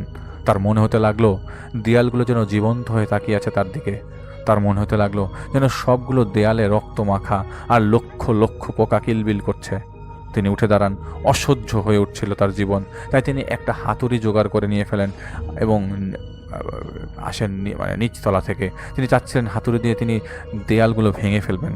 আসলে তাকে এতটা কাবু করে ফেলেছিল যে এটা সমস্যা, যার দরুন উনি জেগে আছেন নাকি স্বপ্ন দেখছেন এটা তিনি বুঝতে পারতেন না। রিয়েলিটি ছিল তার কাছে স্বপ্নের মতো এবং স্বপ্ন ছিল রিয়েলিটির মতো। কিন্তু তিনি হাতুড়ি দিয়ে বারবার বাড়ি মারতে যাবেন। সেই সময় তিনি স্পষ্ট দেখলেন তার ঘরের বিছানায় কাছে বাম দিকে পিলারের নিকট একটা সাপ নিজের লেজ নিজেই গিলে ফেলছে নিজেই। তিনি সাপ বলে তার স্ত্রীকে ডাকতে থাকেন, কিন্তু তার স্ত্রী উঠে কোনো সাপ দেখতে পান না। এই অবস্থা দেখে তার স্ত্রী তার জন্য পানি পরা এনে গোপনে তাকে খাওয়াতে লাগলেন এবং রাতে আনোয়ার সাহেবকে ঘুম পাড়িয়ে দিতেন সূরা পড়তে পড়তে। এর ফলে বেশ কিছুদিন রাতে আনোয়ার সাহেব ঘুমোতে পেরেছিলেন। কয়েকদিন পর একদিন তাদের বংশের একজন লোক মারা যান, যার লাশ নিয়ে তাদের গ্রামের বাড়ি যেতে হবে। সব কিছু ঠিকঠাক হওয়ার পর তারা রওনা দেন। যেই অ্যাম্বুলেন্সের লাশ বহন করা হচ্ছিল সেই গাড়িতে লাশের সাথেই আনোয়ার সাহেব ছিলেন পিছনের দিকে। লাশের সামনের দিকে ছিল তার ছোট ভাই। আনোয়ার সাহেব দোয়া দুরুদ পড়ছিলেন। হঠাৎ তার মনে হলো তিনি মাত্রই জেগে উঠেছেন আর লাশের কফিন থেকে ভেসে আসছে, ডাব নিবেন, ডাব পরাণ জুড়ে যাবে এমন স্বাদের মিষ্টি ডাব। মিষ্টি হলে 5 পাই, মিষ্টি না হলে 1 পাইও না। ধাম ধাম করে গাড়ির সামনের দিকে 2টা শব্দ হলো, বিকট শব্দ, যার কারণে তিনি চিৎকার দিয়ে উঠেছিলেন, কিন্তু তার গলা দিয়ে কোনো শব্দ বেরোচ্ছিল না। তিনি উঠে যে ড্রাইভারের পেছনের দিকে ফাঁকা জায়গা দিয়ে তাকে ডাকতে গেল, কিন্তু দেখলো ড্রাইভার নেই, গাড়ি কিন্তু রাস্তা এক পাশে দাঁড়ানো। এবার সমানে কফিনের ভেতর থেকে ধুম ধুম করে শব্দ হতে লাগলো। আতঙ্ক তিনি পেছনে ফিরে দেখতে পান গাড়ির পেছনের দিকটা খোলা আর বেশ কয়েকটা বড় সাইজের কুকুর লোলুপ দৃষ্টিতে তাকিয়ে আছে কফিনের দিকে। তিনি উঠে যে পেছনে হুড নামিয়ে দেন। এর মধ্যে তার চোখে পড়ে যেখানে তিনি বসেছিলেন সেখানে তিনি দেখতে পান নিজেকেই সেইভাবে সেই জায়গায় বসে আছেন, ডান হাত কপালে আলগা করে চেপে রেখে। এটা দেখার পর তার মনে হলো তিনি হুট খুলে আপনা আপনি পড়ে গেছেন রাস্তায়। তিনি তার ভাইয়ের নাম ধরে ডাকছিলেন আর তখনই সেই কুকুরগুলো কফিনটা টেনে হিঁচড়ে নামিয়ে নিল আর তার চোখের সামনে কফিন ভেঙে লাশটা একটু বেরিয়ে এলো। আর সেই কুকুরগুলোর মধ্যে একটা লাশের শরীর থেকে কাফনের কাপড়ের একটা অংশ নিয়ে দৌড় দিল। এটা দেখে তিনি দিক বিদিক কী করবে বুঝতে না পেরে দৌড় দেন। হঠাৎ তিনি উপর থেকে নিচে পড়ে যান আর নিজেকে আবিষ্কার করেন পানির মধ্যে। এর তখনই কেউ যেন তাকে টেনে উপরে তুলে ডাঙায় উঠায়। এটা ছিল তার ভাই এবং ড্রাইভার। তার ভাইয়ের ভাষ্য অনুযায়ী তারা গাড়ি থামিয়েছিলেন প্রস্রাব করবেন বলে, আর তখন একটা কুকুর গাড়িটার পাশে দাঁড়িয়ে ঘেউ ঘেউ করছিল। আর তখন নাকি গাড়ির হুড খুলে আনোয়ার সাহেব নাকি সেই কুকুরকে তাড়া করে এবং পাশের একটা খালে তিনি অন্ধকারে পড়ে যান। ততক্ষণে আনোয়ার সাহেবের পিছনে ছুটছিলেন তার ভাই আর ড্রাইভারের শাগরেদ। সেদিন সেই সময় থেকে আনোয়ার সাহেব কারোর সাথে সবার সাথে কথা বলা থামিয়ে দেন। খুব কম কথা বলতেন তিনি। এটার পেছনে মূল কারণ ছিল বাস্তব কোনটা অবাস্তব কোনটা সেটা তিনি বুঝতে পারছিলেন না। এজন্য তিনি চুপ হয়ে যান আর খাস দিলে ইবাদত করতে থাকেন সাহায্য চেয়ে। তিনি মসজিদে থাকলে নিরাপদ বোধ করতেন, কিন্তু বেশি সময় সেখানে থাকলে তার মনে হতো তো গলা যেন কি জানি চেপে ধরেছে, তার হাড় কাঁপুনি দিয়ে জ্বর আসতো তার মসজিদে ঢুকলে। এই কাঁপুনির কারণে তার নিজের উপর তিনি কন্ট্রোল রাখতে পারতেন না। ততদিনে তার স্ত্রী বুঝে গিয়েছিল তার স্বামীর অবস্থা খুব খারাপ, আর তার শ্বশুর নিজেও বেশ কয়েকজনের কাছে গিয়েছিল, যেহেতু সমাধান মিলছিল না। এর মধ্যে একদিন আনোয়ার সাহেব রীতিমতো একটা দড়ি কিনে এনে ডাইনিংয়ের সাথে ফ্যানের সাথে বাঁধতে শুরু করেন। তার বাবা তাকে জিজ্ঞেস করছেন, এই কী করছিস? তিনি উত্তর দেন, একটু ফাঁসিতে ঝুলে দেখতে চাই মানুষ কিভাবে মারা যায়। কিচ্ছু হবে না, তুমি ভেবো না। বলতে বলতে তিনি গলায় ফাঁসটা পরে ঝুলে যান। তার বাবা তাকে ধরে ফেলে, তার ডাকে অন্য সবাই এসে তাকে সাথে সাথে নামিয়ে ফেলেন। এই কাণ্ডটা হওয়ার পর তারা মনে করেন তিনি মানসিক ভারসাম্য হারিয়ে ফেলেছেন। ডাক্তার দেখানো হয়, কিন্তু আনোয়ার সাহেব নাকি প্রায় রাতে শুনতেন সেই ফাঁসির দড়ি তাকে ডাকছে আনোয়ার আনোয়ার বলে। এরপর থেকে তিনি রীতিমতো ঘুমে আচ্ছন্ন হয়ে থাকতেন। নাওয়া খাওয়া কোনো কিছুই হতো না, শুধু ঘুম। তুলে দিলেও তিনি কিছুক্ষণ পর তিনি ঘুমিয়ে যেতেন। হাসপাতালে পরীক্ষা নিরীক্ষা করে বোঝা যাচ্ছিল না কি হয়েছে তার। তিনি যদি জেগে যেতেন তবে তিনি চাইতেন মসজিদে চলে যেতে। ঠিক এভাবেই আজ তিনি যখন নামাজ পড়তে যান তখন তিনি অনুভব করেন প্রচণ্ডভাবে কাঁপুনি দিচ্ছে তার শরীর, এবং আচমকা তিনি দুর্বল হয়ে ঢলে পড়ে যান। এরপর তার ঘুম এখানেই জাহিদ ভাইয়ের সামনে ভাঙে। তো তিনি মনে করছিলেন আর সবার মতো তাকে জাহিদ ভাই মানসিক রোগী মনে করবে, কিন্তু তা মনে করার লোক জাহিদ ভাই না। এই জন্য তাকে জাহিদ ভাই বলে, আমাকে দেখান তো কোনো জায়গায় দেয়ালের ভেতরে আপনি এসব কিছু দেখেছেন। তখন তিনি জাহিদ ভাইকে নেমে যায় এবং দেখান কোন কোন জায়গায় কি কি দেখেছেন। সব কিছু দেখে জাহিদ ভাই তাকে আশ্বস্ত করে যে আপনি মানসিক রোগী না, কেউ তো কিছু করেছে অবশ্যই, আপনি একটু ধৈর্য ধরুন, আগামীকাল আমি আসবো আপনাকে দেখতে। এটা বলে জাহিদ ভাই চলে আসে, এবং সেদিনের মতো যেহেতু আমির সাহেব বলে দিয়েছিল বের হয়ে যেতে 1 ঘন্টার মধ্যে, রাতে আমির সাহেব জাহিদ ভাইকে এসে বলেন, দেখো আগে বুঝো কি বলছি। তুমি যখন আমাকে ডেকেছিলে আমি কিন্তু প্রবেশ করতে পারিনি সেই বাসায়, সেটা তো দেখেছিলে তাই না? আমি নিজে ভালো করে দেখেছি কেউ কি সেই বাড়িতে এসে আনোয়ার সাহেবকে প্ররোচিত করছে কিনা, কিন্তু আমি যা দেখেছি তা আমি চিন্তা করতে পারিনি। এখনকার সময়েও এইভাবে কেউ সাহের করতে পারে? আনোয়ার এখনও টিকে আছে কারণ ওর মনের জোর অনেক বেশি, আর হয়তো ভালো কিছু কাজ করেছে যার জন্য আল্লাহ সবুর করার ক্ষমতা ওকে দিয়েছেন। যেটাই হোক, আজ তুমি ওর বাসায় যাবে, প্রতিটা দেয়ালে আয়নার সব জায়গায় ওকে নিয়ে যাবে। যেখানে যেখানে ও বলবে এখানে ও কিছু দেখছে, সেখানে যদি দেয়াল থাকে তুমি ভেঙে ফেলো, দেখো কি আছে, আর যদি কিছু পাও তা আমার কাছে দাও। তাহলেই আমাদের পক্ষে সম্ভব এই সমস্যার উৎপত্তি স্থলটা খুঁজে পাওয়া। এরপর জাহিদ ভাই আনোয়ার সাহেবের সাথে ঘটতে থাকা ঘটনার কথা তাকে বলে। তিনি কিছু পানি পড়া দিয়ে দেন এবং আনোয়ারকে খাইয়ে দিতে। সেদিন জাহিদ ভাই যায় মাগরিবের পর, যথারীতি তিনি ঘুমিয়েছিলেন। অনেক কষ্ট করে প্রায় 1 ঘন্টা বেশ কিছু সূরা তার কানের কাছে পড়তে থাকেন জাহিদ ভাই। এরপর তার ঘুম ভেঙে যায়। তাকে ফ্রেশ হাত দিয়ে জাহিদ ভাই তাদের পারিবারিক বাকি সদস্যদের বলে, আমাকে একটা শাবল আর হাতুড়ি এনে দেন, এবং তাদের বলে জাহিদ ভাইকে তার মতো কাজ করতে দিতে হবে। যদি জাহিদ ভাইয়ের কাজ নিয়ে তাদের কোনো ইস্যু থাকে তাহলে জাহিদ ভাই চলে যাবে এখনই। তারা জাহিদ ভাইকে বলেন, আপনার যা ইচ্ছা তা করুন। তো জাহিদ ভাই রাসেল মানে আনোয়ারের ছোট ভাইকে ছাড়া আর কাউকে সেই বাসায় থাকতে দেয়নি। তো আনোয়ার সাহেব খাওয়া দাওয়া করেন। জাহিদ ভাই শাবল এবং হাতুড়িতে পেরেক দিয়ে আছর কেটে কেটে একটি সূরার আয়াত লেখেন, এবং সারাদিন খাওয়ার সময় পাইনি জাহিদ ভাই ব্যস্ততার কারণে। তাই জাহিদ ভাই নিচে নেমে যায়, কিন্তু রাত 12:15 বেজে যাওয়ায় আর কিছু পাওয়া যাচ্ছিল না। তাই 1 বোতল পানি নিয়ে জাহিদ ভাই উপরে ওঠে। জাহিদ ভাই যাদের সমস্যা থাকে তাদের বাসার পানিটা পর্যন্ত পান করেন না। জাহিদ ভাই ঘরে ঢুকে ওয়াশরুমে যায় অজু করতে। অজু করার সময় পানি যখন ব্যবহার করছিল সেই পানিটা জাহিদ ভাইয়ের কাছে কেমন যেন লাগছিল। সন্দেহ হয় জাহিদ ভাই রিংটা হাতে পরে সেই হাতে পানির কল ছেড়ে দেন। জাহিদ ভাই টের পেতে লাগে রিংটা গরম হচ্ছে। বুঝতে আর বাকি রইল না পানিতে কিছু মেশানো। তাই তিনি রাসেল আর আনোয়ার সাহেবকে নিয়ে প্রথমে রিজার্ভ ট্যাঙ্কের কাছে যায়। সেখানে কোনো কিছু আনোয়ার সাহেব দেখেননি। এরপর তারা ছাদে যায়। ছাদে ওঠার পর থেকে আনোয়ার সাহেব কাঁপতে লাগলেন। তিনি বললেন তার হাড় কাঁপানো শীত লাগছে। জাহিদ ভাই পানির ট্যাঙ্কে অনেক খোঁজাখুঁজি করে, কিন্তু কেন যেন পানির ট্যাঙ্ক ভেজা ছিল চারদিক দিয়ে। ভেতরে বাইরে দেখলো কিন্তু কিছুই খুঁজে পাচ্ছিল না। কিন্তু একটা ব্যাপার লক্ষ্য করলো জাহিদ ভাই, পানির ট্যাঙ্কটা ভরে গেলে ওভারফ্লো লাইন দিয়ে পড়ে যায়, কিন্তু তেমন না হয়ে ট্যাঙ্কের মুখ দিয়ে পানি পড়ে যেত, যার কারণে জাহিদ ভাই দেখছিল পুরো ট্যাঙ্ক পুরাটাই ভেজা আর ওভারফ্লো লাইনটা শুকিয়ে কাঠ হয়ে আছে। আলো মেরে দেখার পর দেখলো কাগজ দিয়ে মুখ বন্ধ। সেই কাগজ বের করার পর পেছনের দিকটা ভেজা ছিল, চুল বেরিয়েছিল অনেকগুলো সেদিক দিয়ে। সাথে করে নিয়ে আসা একটা মাটির পাত্রে সেই জিনিসগুলো তিনি রেখে দেন। আনোয়ার সাহেবকে নিয়ে তিনি তার ঘরে যান। তার দেখানো মতো জায়গায় এই রাতে সিমেন্টের ঢালাই জাহিদ ভাই নিজেই ভাঙতে শুরু করে।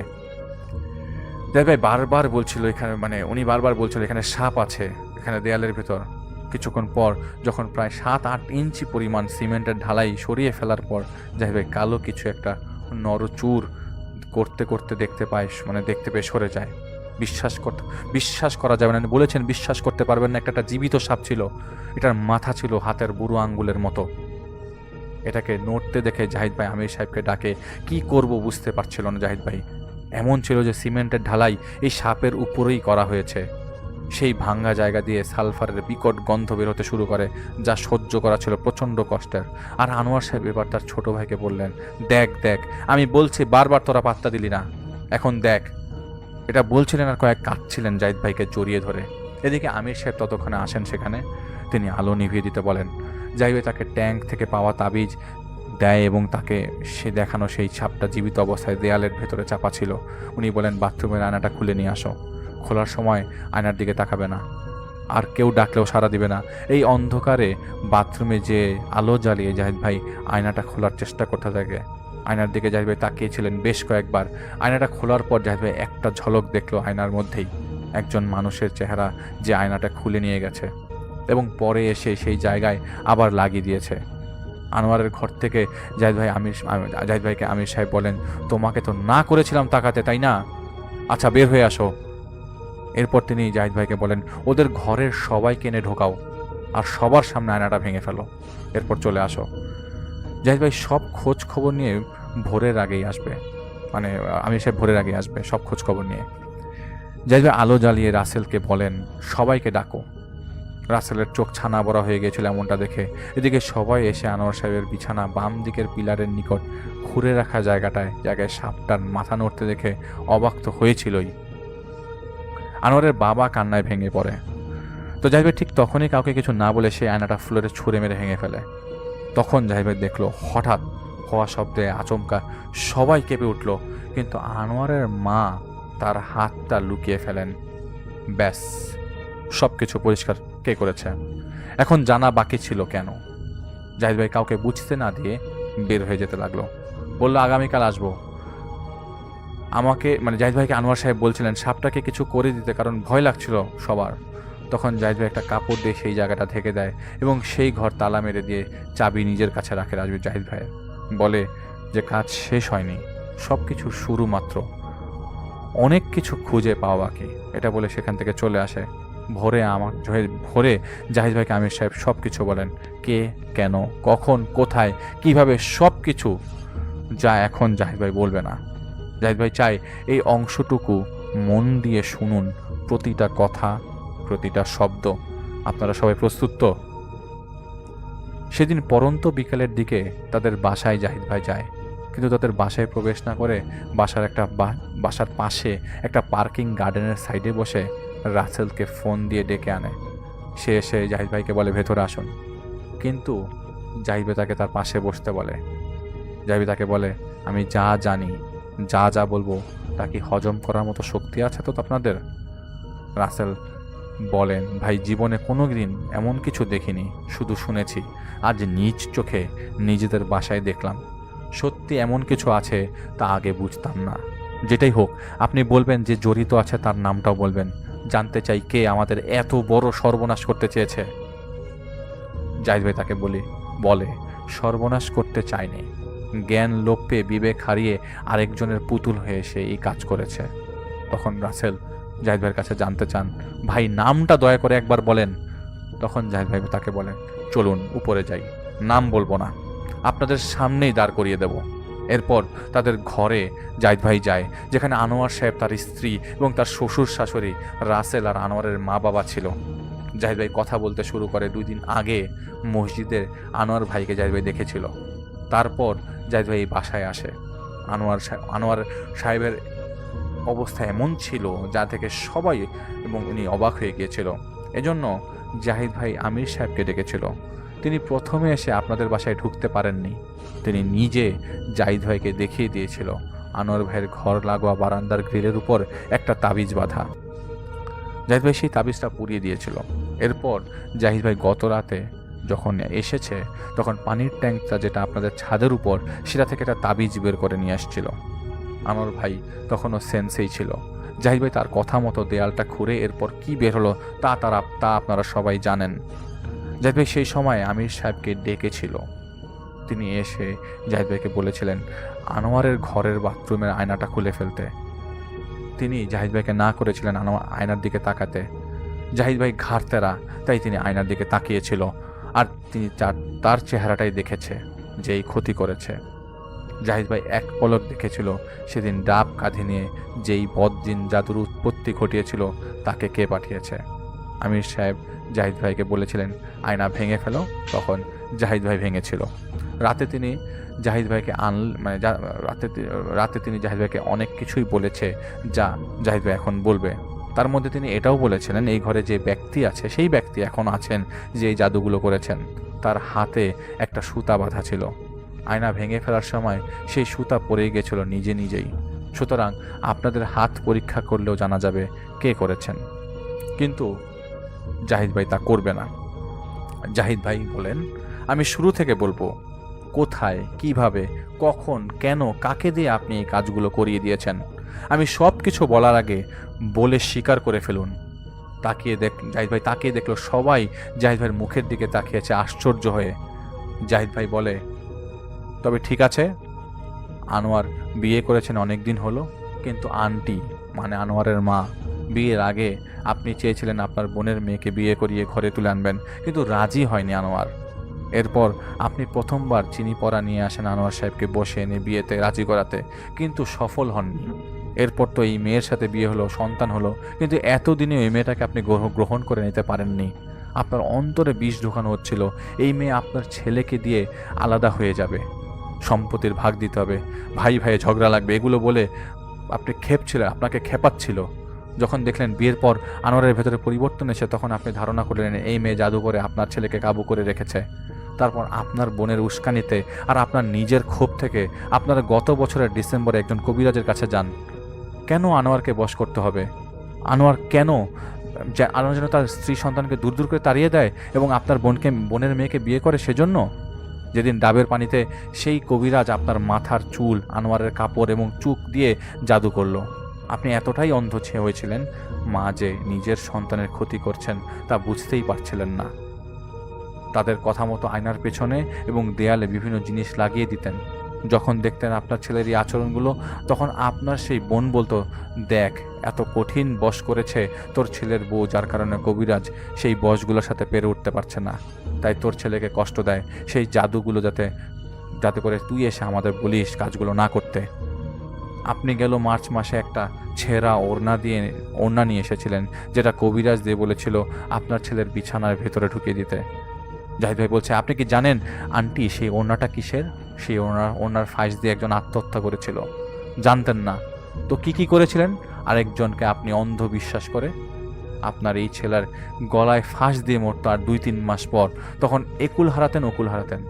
আপনার ডান হাতে একটা সুতা পরে দিয়েছিল সেই কবিরাজ, গতকাল সেই সুতা পরে গিয়েছিল তাই না? আপনার হাতটা দেখান। জাহিদ ভাইয়ের কথা শুনে রাসেল আগে উঠে যে তার মার ডান হাতের কবজি পরীক্ষা করে ঠিকই দেখতে পায় তার হাতে গোল পরা দাগ। তিনি কান্নায় ভেঙে পড়েন। রাসেল প্রচণ্ড চিৎকার চেঁচামেচি করছিল ওনার মায়ের উপর। আনোয়ার ঠায় তাকিয়ে রইল তার মায়ের দিকে। আন্দাজ করুন কেমন পরিবেশ। অনেক কিছুই হলো। জাহিদ ভাইকে আমির সাহেব বলে দিয়েছিল আনোয়ারকে আর তাদের সাথে থাকতে দেওয়া যাবে না যতদিন পর্যন্ত সে সুস্থ না হয়। তাই তাকে জাহিদ ভাই তার শ্বশুর ভাই চলে যেতে বলে।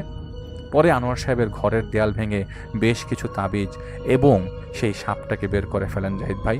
প্রথমবার খোঁড়ার সময় জীবিত ছিল, তোষক থেকে সেই ওড়নাটা বের করে সেখানেই পুড়িয়ে ফেলেন এবং প্রায় 1 বছর বিভিন্ন আমল এবং কাজ করার পর আনোয়ার সাহেব সুস্থ হয়ে ওঠেন। জাহিদ ভাই গতকাল বলেছিলেন কাঁটা ফুটলে কি সেই কাঁটা আপনা আপনি সেরে যাবে নাকি সেই কাঁটা তুলে ফেলতে হবে। এটার বলার পেছনের কারণ হলো জাদু করা হয় অবশ্যই কোনো বস্তু দিয়ে, সেই বস্তু ধ্বংস না করলে প্রভাব থেকেই যাবে। অনেক সময় এই জাদুর বস্তুগুলো মিলিয়ে যায় বা পচে যায়, মিশে যায় মাটিতে, যার কারণে খুব কঠিন হয়ে পড়ে সেই সমস্যা আক্রান্ত ব্যক্তিকে সুস্থ করতে। সর্বোপরি আল্লাহ জানেন, আল্লাহ মালিক, সেই চাইলে যে কোনো কিছুর মাধ্যমে বান্দাকে ক্ষমা করে দিবেন অথবা শেফা দিবেন। আল্লাহর উপরে তাওয়াক্কুল রাখাটাই মূল। জাহিদ ভাইয়ের আপনাদের জন্য মেসেজ, আমি আপনাদের বলছি কারোর বিন্দু পরিমাণ ক্ষতি করবেন না, এর ফল হবে খুব মারাত্মক। যার যেইভাবে ক্ষতি আপনার দ্বারা হবে তার দুনিয়ায় হবে শাস্তি একই রকম না হয়ে অন্যরকম হতে পারে এবং কয়েক গুণ বেশি হতে পারে। আমাদের কর্মের ফল আমাদের ভোগ করতেই হবে। আমি জাহিদ, এই ডাক্তার আরিফ অথবা আপনি যিনি শুনছেন, আমরা কেউ পাপের ঊর্ধ্বে নই। একটি ভুল ধারণা পরিষ্কার করে দেওয়া যাক, সেজদা দিয়ে দেওয়া হয়েছিল আদম আলাইহিসসালামকে আল্লাহর হুকুমে, সমগ্র মানব জাতিকে নয়। তো এটাই ছিল জাহিদ ভাইয়ের ঘটনা, ভৌতিক অভিজ্ঞতা থেকে আপনি কোন ধরনের ঘটনা কোন ধরনের ঘটনা আসবে আপনার কাছে। যারা শুনছেন হয়তো পাজেলড হয়ে গেছেন, হয়তো যারা শোনার পরে বলছেন এত বড় ঘটনা কেন আপনারা বলেন, এত বড় ঘটনা শুনতে ভালো লাগে না। কিন্তু ঘটনাগুলো যদি আমরা বড়ই এভাবে আমরা কেটে কেটে বলি তাহলে কোনোটার প্লট আপনারা কোনোভাবেই মিলাতে পারবেন না। এই মুহূর্তে দেখছি অনেকেই আমাদের সাথে আছেন।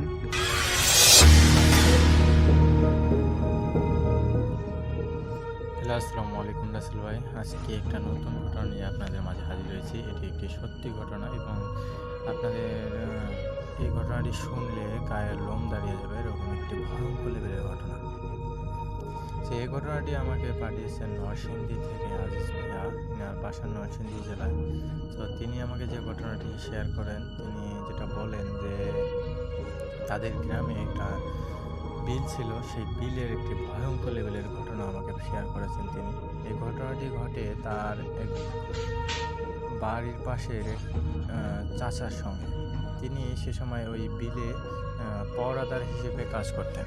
যে এই পহরাদার হিসেবে যখন উনি কাজ করতেন তখনকার আর কি ঘটনাটি, আজ থেকে প্রায় 16 বছর আগের ঘটনা। তিনি যেভাবে বলে উনি আর কি সেভাবে শুনে আমাকে এই ঘটনাটি শেয়ার করে ওইভাবে। তো আমি বেশি কথা না বলে ঘটনায় চলে যাচ্ছি রাসেল ভাই।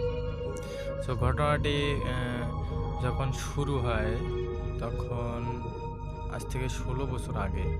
তো তাদের গ্রামে মানে আশেপাশ বা সব কিছুই ঠান্ডা এবং মানে নিরিবিলি, কোনো কিছুই সমস্যা নাই তাদের গ্রামে। তো এই বিলের পাশে এবং একটা শ্মশান ছিল। এই শ্মশানকে কেন্দ্র করেই তাদের এই বিলে ভয়ঙ্কর ঘটনা ঘটে মাঝে মধ্যে। তো যখন এই ঘটনাগুলো ঘটে, তো এই বিলটা মোটামুটি অনেকটা বড়, মানে একজনই পাওরাদার আর কি পাওরা দিতে পারে না, 3-4 জন আর কি লোকে পাওরা দেয়। তো যখন এই 3-4 জনে পাওরা দেয়, এই শ্মশানের পাশে এনার যে চাচা ছিলেন তিনার আর কি পাওরাদার ইয়াটা পড়ে যে ইনি শ্মশানের পাশে ওনার বাসা এবং উনি এইদিকে পাওরা দেবে, এভাবে বলে। সেইভাবে বলার পর ওনার কথাগুলো শুনে উনি এইদিকে পাওরা দেয়। তিনি যখন ওই বিলের পাশে মানে যে জায়গায় ওনাকে পাওরা দেওয়ার ইয়া করা হয়, উনি আর কি ওই জায়গায় পাওরা দেওয়ার শিকার হয় যে আচ্ছা ঠিক আছে। তো বেতন দেয় ওনাকে প্রত্যেক মাসে মাসে। তো উনি আবার দুই মাস ওইখানে চাকরি করতে চায়, 2 মাস যাবত। তো একদিন এই 2 মাসের মধ্যে কিন্তু কোনো লাশ পোড়ানো হয়নি এই শ্মশানে। 2 মাসের পর একদিন আমাবস্যা রাতের 2 দিন আগে একটা লাশ পোড়ানো হয়েছে এবং এই আমাবস্যা রাতের দিন কালো অন্ধকার রাত, একদম নিস্তব্ধতা। প্রতিদিনের যেরকম একটা সন্ধ্যা থাকে এরকম সন্ধ্যাটা সেদিন ছিল। উনি যেটা বলেন, চারপাশে বাঁশে ঝাড় এবং জোনাকি পোকার ডাক, এরকম শব্দ থেকে উনি যেটা আওয়াজ পায় এগুলো ভালো আওয়াজ থেকে উনি সেগুলো সেদিন আওয়াজগুলো শোনা যাচ্ছিল না, একদম নিস্তব্ধ। আর বিলের আশেপাশে বিলের পাশ দিয়ে একটা রাস্তা বয়ে গেছে, সেদিক দিয়ে মানুষ যাতায়াত করত। সেদিন উনি যেটা দেখে যে কোনো লোক বিলের পাশ দিয়ে যাতায়াত করতেছে না। তো যখন কোনো লোক যাতায়াত করতেছে না, তখন উনি আবার ভাবতেছে হয়তো কোনো লোক যেহেতু যাতায়াত করতেছে না, আমি ওদিকে দিয়ে রেস্ট নিই দাঁড়াই। তো উনি এবার তোমার 10টা থেকে 11টার দিকে এই সময়টা উনি টল দেখো কেউ মাছ চুরি করতে আসে কিনা এই জন্য। তো উনি ইদানিং 2-1 দিন দেখতেছিল যে কিছু মাছ কি জানি মানে শিয়াল হয়তো খেয়ে মাছ অর্ধেকটা, বড় বড় মাছ অর্ধেকটা খায়, খাওয়ার পর বাকিটা ফেলে দিয়ে যায়। তো এটা দেখার পর যেহেতু পুকুরে অনেক বড় বড় মাছ, একটা করে মাছ প্রায় 2-3 কেজি ওজন, এই মাছগুলোর অর্ধেকটা খেয়ে বাকিটা ফেলায় রেখে দেয়। এটা দেখার পর একদিন মালিক নিজে দেখার পর ওনাকে আর কি বকা দেয় যে এত বড় মাছ কীভাবে খায়, কিসে খায়, এরকম করে বলে। তো তিনি আবার সেদিন থেকে ওই শিয়াল বা এইরকম যে জীবজন্তু খাচ্ছে সেগুলোকে আর কি ধরার চিন্তা ভাবনা করতেছে। তো সেদিন ওই অমাবস্যা রাতের দিন উনি এবার রাত তখন 10:30 পার হয়ে গেছে, তখন বেরিয়ে গেছে একটা লাঠি হাতে এবং একটি টর্চ লাইট নিয়ে। বিলের আশেপাশে উনি দেখতে পাচ্ছে যে সেদিন প্রচুর পরিমাণে মাছ পড়ে আছে। তো এত পরিমাণে মাছ খাইছে যেটা বলার বাইরে। উনি এটা দেখে তো অবাক যে এত একটা পরিমাণের মাছ কি সে এত সময়ের ভিতরে খেয়ে গেল। এটা দেখার পর উনি আবার মাছগুলোকে তুলে তুলে ওই শ্মশানের পাশে ওদিক দিয়ে ফালাই দিছে কিছু মাছ। আর শ্মশানের পাশে যখন আসছে তখন উনি দেখতে পাচ্ছে যে পুকুরের পাশে মানে পানিতে নেমে কেউ একটা মানে বেশ শিয়ালের মতোই দেখতে, কিন্তু এতটা পরিমাণের মানে বড়, 2-3 গুণ বড় হবে শিয়ালের থেকে। এটা একটা করে মাছ ধরতেছে আর চিবিয়ে চিবিয়ে অর্ধেকটা অংশ খাচ্ছে আর বাকিটা অংশ ফেলাই দিচ্ছে। এটা দেখার পর উনি কোনো কথা না বলে পিছন থেকে যে একটা লাঠি দিয়ে বাড়ি মারে। মানে উনি ভাবতেছিল হয়তো শিয়াল, এটা ভেবে একটা জোরে একটা বাড়ি মারে। তো জোরে বাড়ি মারার পর এই জন্তুটা অবায়কটা হিংস্র গতিতে ওইখানেই মানে আশেপাশে কোথাও দৌড় দিল না, ওইখানেই ভেনিশ হয়ে গেল। যখন ডাংটা পড়ে তখন আশেপাশে কোনো দিক দিয়ে দৌড়ালো না, আর ওইখানে হাওয়া হয়ে গেল। তখন এই পরাদারের চোখ মুখ একদম তলিয়ে যায়, ভয়ে গরমে একদম কোনো অবস্থা খারাপ। কাকে আমি ডাং দিলাম বা কিসেকে আঘাত করলাম, কি হলো, এটা ভেবে উনি ওখান থেকে সাথে সাথে উঠে আসে পারে। উঠে আসার পর উনি শ্মশানের দিকে তাকানোর পর ওনার কলিজা থেকে দুগদুগানি শুরু হয়ে গেল যে আবার শ্মশানের পাশে আসে এই কাজটা হলো। উনি শ্মশানের দিকে দেখতেছে যে বট গাছের নিচে কেউ বসে আছে। যখন একটা লোক বসে আছে উনি স্পষ্ট দেখতে পাচ্ছে যে একটা লোক বসে আছে। তখন উনি লাইটটা তাক করছে ওই শ্মশানের দিকে। লাইটটা তাক করানোর পর ওটা উনি যেটা দেখতে পেলেন যে লোকটার হাতগুলো এবং পাগুলো অস্বাভাবিক লম্বা এবং মুখটা অন্ধকারে মানে ডুবে গেছে। আর লোকটা একটা সাদা পাঞ্জাবি পরালো। এতটা পরিমাণের ভয়ঙ্কর দেখতে লাগতেছিল যেটা বলার বাইরে, মানে কাছাকাছি তো এটা উনি আর কি পার থেকে দেখতে পাচ্ছেন। এটা দেখে উনি সাথে সাথে ওই দিক দিয়ে ঘুরে ডেরার দিকে যাবে। তো এটা দেখার পর উনি সাথে সাথে ডেরার দিকে যখন ঘুরবে তখন উনি পিছন ফিরে মানে আওয়াজ পাচ্ছে যে কেউ হয়তো ওনার পিছনের দিকে হেঁটে আসতেছে। মানে উনি যাওয়ার সময় ভাবতেছে যে ওনার সাথে সাথে কেউ আসতেছে। তো যখন কেউ আসতেছে এটা দেখতে পেয়ে মানে অনুভব করতে পারতেছে, তখন ওনার ভয়ে অবস্থা খারাপ, মানে কাঁপতেছে ওইখানে। তো উনি সাথে সাথে দৌড় দেওয়া শুরু করে। দৌড় দিতেছে, যত দৌড়াচ্ছে অত মনে হচ্ছে ওনার পিছনে আসতেছে। উনি আর পিছন ফিরে দেখতেছে না যে কে এখানে। উনি বোঝার বাকি ছিল না যে এটা একটা পিশাচ এবং আমি একটা ভয়ঙ্কর লেভেলের পিশাচকে আঘাত করছে। তো যখন উনি দৌড়াতে দৌড়াতে ওই ডেরার কাছে গেছে, যাওয়ার পর উনি ওইখানে চড়ে বসে আছে। তো এদিক মধ্যে উনি যেটা অনুভব করতেছে যে কেউ হয়তো ওনার ডেরার পাশে দাঁড়িয়ে আছে, মানে বের হলে ওনাকে ধরবে। সেটা ভেবে উনি ভয়ে অবস্থা খারাপ। উনি আশপাশ পরে একটু পর উনি আবার ডেরা থেকে নামার পর লাইট জ্বলে দেখে যে কেউ নাই। উনি ভাবতেছিল উনি এবার বাড়িতে চলে যাবে, আজকে আর এখানে থাকবে না। মালিককে ফোন দিছে যে আমার শরীর ভালো না, এখানে আজকে থাকবে না, চলে যাবো। তো এই কথা বলে উনি সাথে সাথে ওইখান থেকে রওনা দেয় যখন, তখন এই শ্মশান পার হয়ে কিন্তু যাইতে হবে আবার। তখন উনি শ্মশানের পাশে আবার আসছে যখন, তখন ওনার অনুভূতি হচ্ছিল যে কেউ হয়তো ডাকতেছে শ্মশানে যে আমাকে বাঁচাও, আমাকে এখান থেকে নিয়ে যাও, আমি এখানে থাকবো না, এরকম করে কিছু একটা অদ্ভুত ধরনের আওয়াজ শোনা যাচ্ছে।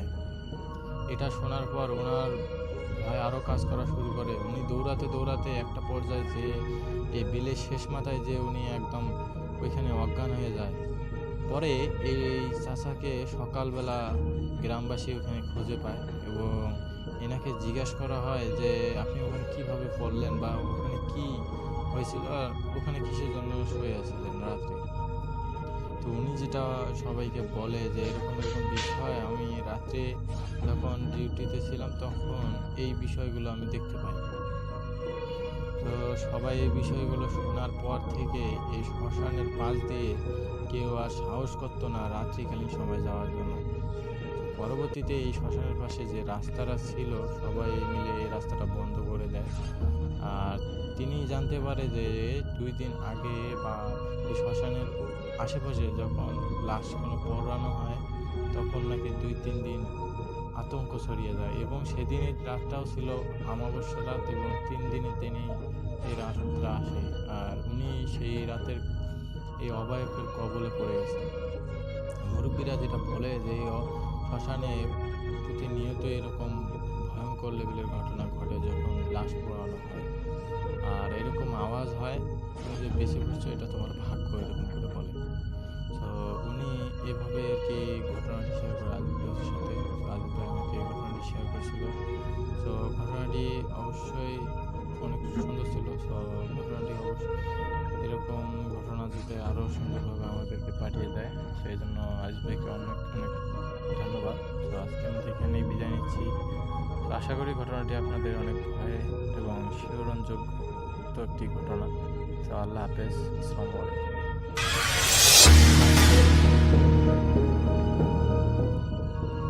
আসসালামু আলাইকুম সবাইকে। ঘটনাটি হলো সিলেটের কুলাউড়া টু মৌলভীবাজার হাইওয়ে রোডের এবং ঘটনাটি আমার বাবার একজন বন্ধুর সাথে ঘটে। মানে আমার একজন আঙ্কেলের কাছ থেকে শুনেছি।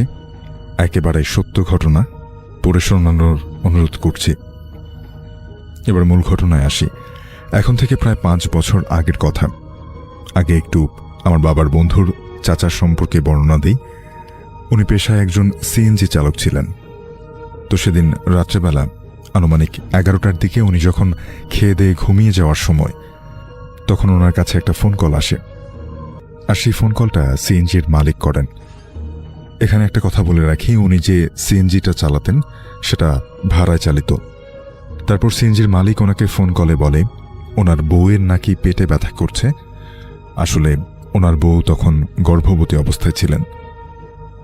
ওনার বউয়ের প্রচুর পেটে ব্যথা করে, তাই তাড়াতাড়ি হাসপাতালে নিতে হবে। তারপর আমার আঙ্কেল গাড়ি নিয়ে যায় ওনার মালিকের বাসায়। তারপর মালিকের বউ, মা আর ওনার বড় বোন আর উনি নিজে, মোট 4 জন, আর আমার আঙ্কেল মোট 5 জন গাড়িতে উঠে রওনা দেয় আমাদের উপজেলা হাসপাতালে। সেখানে যাওয়ার পরে ডাক্তার বলে যে এটা এমার্জেন্সি, আপনারা মৌলভীবাজার সদর হাসপাতালে যান। তখন রাত 1টার কাছাকাছি। তারপর আবার ওনারা গাড়িতে ওঠেন এবং রওনা দেন মৌলভীবাজার সদর হাসপাতালের দিকে। আমাদের উপজেলার নাম হলো কুলাউড়া, আর কুলাউড়া হতে মৌলভীবাজার সদরে যেতে হলে ব্রাহ্মণবাজার লোহাউনি পাহাড়ের মধ্য দিয়ে রাজনগর থানা পাড়ি দিয়ে মৌলভীবাজার সদরে যেতে হয়। আর লোহাউনি যে রাস্তাটা, সেটা পুরো 7 থেকে 10 কিলোমিটার হবে পাহাড়। আর ওনারা ভাবনা চিন্তা বাদ দিয়ে তাড়াতাড়ি সদর হাসপাতালের উদ্দেশ্যে রওনা দেয়। ওনারা গাড়িতে উঠতেই সবাই যেতে থাকে সেই পাহাড়েই রাস্তা দিয়ে। সেই পাহাড় পাড়ি দেওয়ার সময় ওখানে একটা জায়গায় ওনাদের হঠাৎ মনে হলো গাড়ির ওজনটা স্বাভাবিকের চেয়ে একটু বেশি ভারী হয়ে যায়, কিন্তু ওনারা বুঝতে পারেননি যে আসলে কি হলো।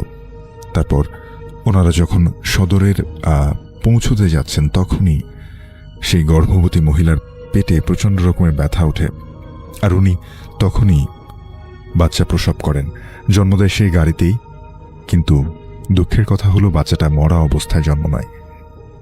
তারপর কি করে সেখান থেকে আসবে, ওনারা সেখানেই সিদ্ধান্ত নিলেন যে বাড়ি আর ওদিকে না গিয়ে ফিরে আসবেন। আর ঠিক সেখানে ওনারা ব্রেক করে ফেরত চলে আসার জন্য রওনা দেয়। আর যখন ওনারা বেঁকে আসা শুরু করে, ঠিক তখনই বৃষ্টি হতে শুরু করে, মুষলধারে বৃষ্টি। আমার আঙ্কেল বলেছেন যে গাড়ি চালানোর কারণে, বৃষ্টির কারণে আসলে গাড়ি জোরে চালানো যাচ্ছে না, কারণ বৃষ্টি স্বাভাবিকের চেয়ে অনেক বেশি পরিমাণে মনে হচ্ছিল। যাই হোক, ওনারা আসছেন তখন রাত 2:30টার মতো হবে।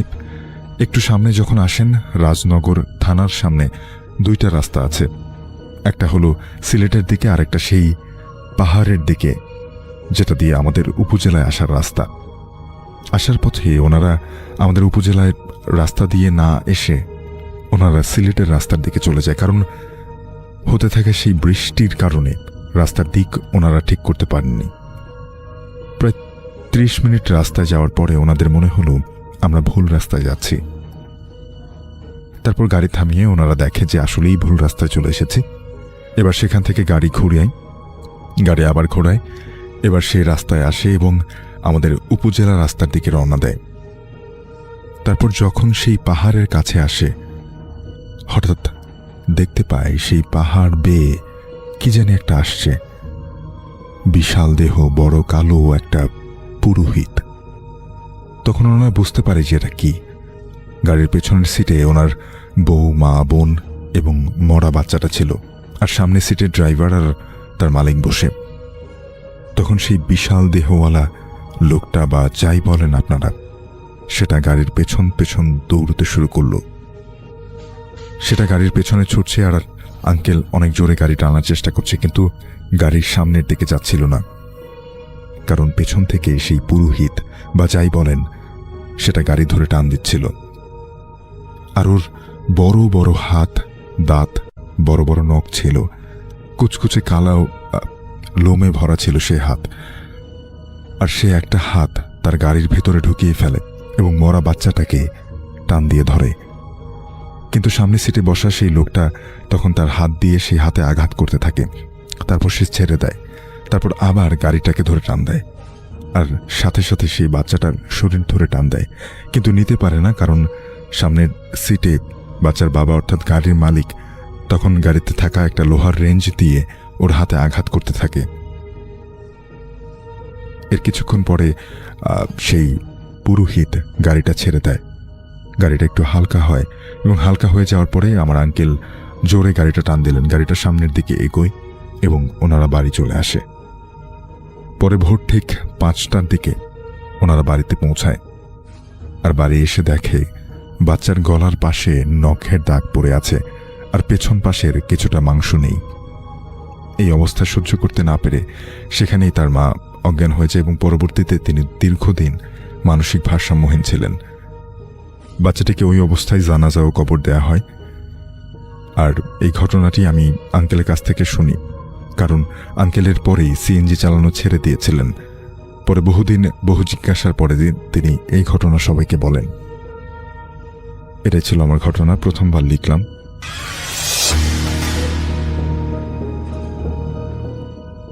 আমাদের সাথে শেয়ার করেছেন প্রবাল চৌধুরী যুক্তরাষ্ট্রের নর্থ ক্যারোলাইনা থেকে। প্রবাল চৌধুরী আমাদের কাছে এর আগেও ঘটনা পাঠিয়েছেন এবং তার ঘটনা আমি শেয়ার করেছি, আমার কাছে বেশ ভালো মনে হয়েছে ঘটনাগুলো। তো তিনি আরও একটি ঘটনা পাঠিয়েছেন এবং তিনি আমাকে অনুরোধ করেছেন আমি যেন আমার মতো করে ঘটনাটা আপনার কাছে প্রেজেন্ট করি। আমি চলে যাচ্ছি প্রবালের পাঠানো ঘটনায়। ঘটনাটি প্রবাল কালেক্ট করেছেন তার এক বন্ধু হ্যারি গুজম্যানের কাছ থেকে। আর ঘটনাটি ঘটেছিল হ্যারির ছোট ভাই পল গুজম্যানের সাথে 2012 সালের ঘটনা এটি। তা আমি চলে যাচ্ছি সেই ঘটনায়। হ্যারির ভাই পল তখন সাউথ ক্যারোলাইনার একটি ছোট্ট কান্ট্রি সাইড এলাকায় চাকরি করেন। সেখানে একটা রেস্টুরেন্ট ছিল তার এক আঙ্কেলের। তো সেখানে তিনি কাজ করতেন এবং মানে তার ভালোই সময় কাটছিল। তিনি খুব প্রকৃতিপ্রেমী মানুষ, তো তাদের রেস্টুরেন্টটা একটা প্রকৃতি ঘেরা এলাকাতেই ছিল। তো কাজ করতেন, সেখানকার লোকাল নেবারদের সাথে তার গল্পগুজব হতো ইত্যাদি ইত্যাদি, এরকম সময় কেটে যেত। বিভিন্ন সময় টিভিতে বসে ফুটবল ম্যাচ দেখতেন, এগুলোই করতেন তিনি। তো পলের আর একটা শখ ছিল যে সে মাঝে মাঝে লং ড্রাইভে যেত। মানে তার বন্ধু বান্ধব যদি কাউকে ম্যানেজ করে ফেলতে পারতেন তিনি, যারা এটাতে আগ্রহী, মানে তার কয়েকজন বন্ধু ছিল তারাও লং ড্রাইভ পছন্দ করতো, তো তাদের কাউকে পেলে তিনি তাদের কাউকে নিয়ে রওনা দিতেন। তো তখনও তিনি সিঙ্গল, তার জীবনসঙ্গিনী নাই, তো সুতরাং বন্ধু নিয়ে জাস্ট চলে যেতেন এবং অনেক দূর দূরান্ত পর্যন্ত ড্রাইভ করতেন। রাস্তাগুলো খুব সুন্দর, দুই পাশে গাছগাছালি, ফরেস্ট এলাকা, গাছ দেখা যেত অনেক জায়গায় টানেলের মতো করে ফেলছে এরকম, আর খুব সুন্দর রাস্তা সাউথ ক্যারোলাইনার। তো যাই হোক, এগুলোতে তিনি ড্রাইভ করে যেতেন। তো একবার বিকেলবেলা তার এক বন্ধু আসলো তার কাছে, এসে বলল যে কি অবস্থা, কি গল্প করতেছে। তিনি তখন রেস্টুরেন্টে বেশ লেজি টাইম কাটাচ্ছেন, ওয়েটারদেরকে ইনস্ট্রাকশন দিচ্ছেন যে কি কি করতে হয় এরকম। তো বন্ধুর সাথে গল্প করতেছিলেন তিনি। তো বন্ধু বললেন যে দেখো, আমার মা তো অসুস্থ, আমাকে যেতে হবে। যেই সিটিটার নাম বললেন সেটা ওখান থেকে প্রায় 70 মাইল দূরে। তো বলতেছে যে এখানে যেতে হবে, কিন্তু আমার তো এখন রাইড নাই, কি করব, বাট আই মাস্ট গো, আমার যেতেই হবে।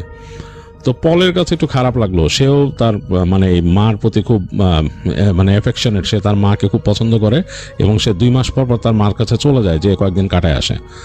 তো এই জন্য ফ্রেন্ডের মা অসুস্থ শুনে তার কাছে খারাপ লাগলো। সে বললো যে ইউ মাস্ট গো। তো বলছে কিভাবে, আমি এখান থেকে কেমনে যাবো এখন? তো পল বললো আচ্ছা দাঁড়াও দেখি, আমি ব্রেক নিতে পারি নাকি, আমি ছুটি নিতে পারি নাকি, আজকে আগে বের হয়ে যাবো তাহলে, কারণ গেলে তো আর আমি আসতে পারবো না। তো পল তার ফ্রেন্ড এটা বলে সে যে গেল তার যে আঙ্কেল, তার আঙ্কেলের রেস্টুরেন্ট, আঙ্কেলের সাথে কথা বলে সে বললো যে হ্যাঁ বেরোতে পারবো। আঙ্কেল বললো ম্যানেজ করে নিব। তো পল তখন বললো যে well let's go, I'll take you, আমি তোমার নিয়ে যাব। তো ফ্রেন্ড তো খুব খুশি। পল গেল পার্কিং লটে, যে তারা কিছুক্ষণ গল্পগুজব করে গাড়ি নিয়ে বের হয়ে গেল। তো পলের কাছে দুইটা জিনিস ভালো লাগতেছে, একটা হচ্ছে তার ফ্রেন্ডকে তার মায়ের কাছে নিয়ে যেতে পারতেছে, আরেকটা জিনিস হচ্ছে যে একটা ড্রাইভ হইতেছে এরকম সুন্দর পড়ন্ত বিকেলে। আর এই সময়টা এই রাস্তাগুলো খুব সুন্দর লাগে, এই পাতা ঝরে যায়, একেবারে অন্যরকম একটা অবস্থা।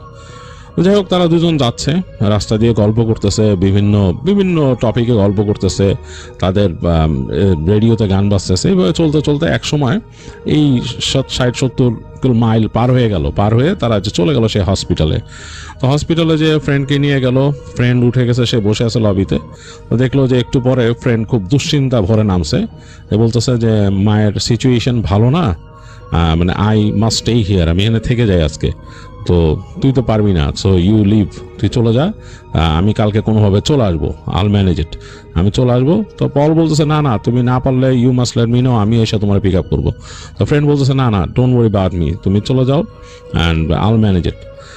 তো যাই হোক, পল বলল আর ইউ শিওর? বলে হ্যাঁ। তো ফ্রেন্ডকে সে শিওর করে সে বললো তোরা খাবার দাবার কিছু কিনে দিয়ে যাই। তো তার ফ্রেন্ড বলতেছে না, তারপরও সে ওখান থেকে যে ক্লোজেস্ট রেস্টুরেন্ট থেকে কিছু খাবার দাবার বন্ধুকে কিনে দিয়ে সে ওখান থেকে রওনা দেয়। যখন রওনা দিচ্ছে তখন রাত হয়ে গেছে, মানে তখন প্রায় রাত 8টার মতো বাজে। তো পল চিন্তা করলো যে একটা হিসাব করলো কতক্ষণ লাগবে তার এই যেতে, হিসাব করে দেখলো প্রায় 2 ঘন্টার মতো, 1.5-2 ঘন্টা এরকম লেগে যাবে। তো যেহেতু ওখানে আঁকা বাঁকা রাস্তা, ফরেস্টের রাস্তা, খুব স্ট্রেইট টেনে আসা যায় না, খুব কার্ভি রোড। তো যাই হোক, সে হিসাব করে রওনা দিল। তো আসতেছে, ব্যাক করতেছে। তো মোটামুটি অনেক দূর চলে আসছে, এই সময় আকাশে মেঘ করলো বেশ। সে মানে দেখলো কড়কড় করে বাজ ডাকতেছে। দূরে তাকায় দেখলো যে আকাশে একেবারে মানে ঘন কালো এবং ওই গ্রে কালারে মেঘে ছেয়ে গেছে পুরো জিনিসটা। এর মাঝ থেকে বজ্রপাত চমকাচ্ছে, মানে বিজলির ফুলকি বের হয়ে আসতেছে। তো দেখে সে একটু ভয়ও পেলো, আবার এনজয় করলো। তো ভয় পাওয়ার কারণ হচ্ছে এইরকম সময় এই ঝড় বৃষ্টি দিয়ে যখন ড্রাইভ করে আসে, রাস্তা খুব স্লিপারি হয়ে যায়। কারণ রাস্তার মধ্যে ওখানকার রাস্তাগুলো এরকম যে ওখানে ইঞ্জিন অয়েল ড্রপ করে মাঝে মাঝে, এবং করে যখন বৃষ্টি হয় তখন এগুলো ভেসে ওঠে, তো রাস্তা স্লিপারি হয়ে যায়, ব্রেক করলে স্কিড করে গাড়ি, এইটা একটা জিনিস। আবার অনেক সময় ঝড় আসলে ডালপালা ভেঙে পড়ে রাস্তার মধ্যে।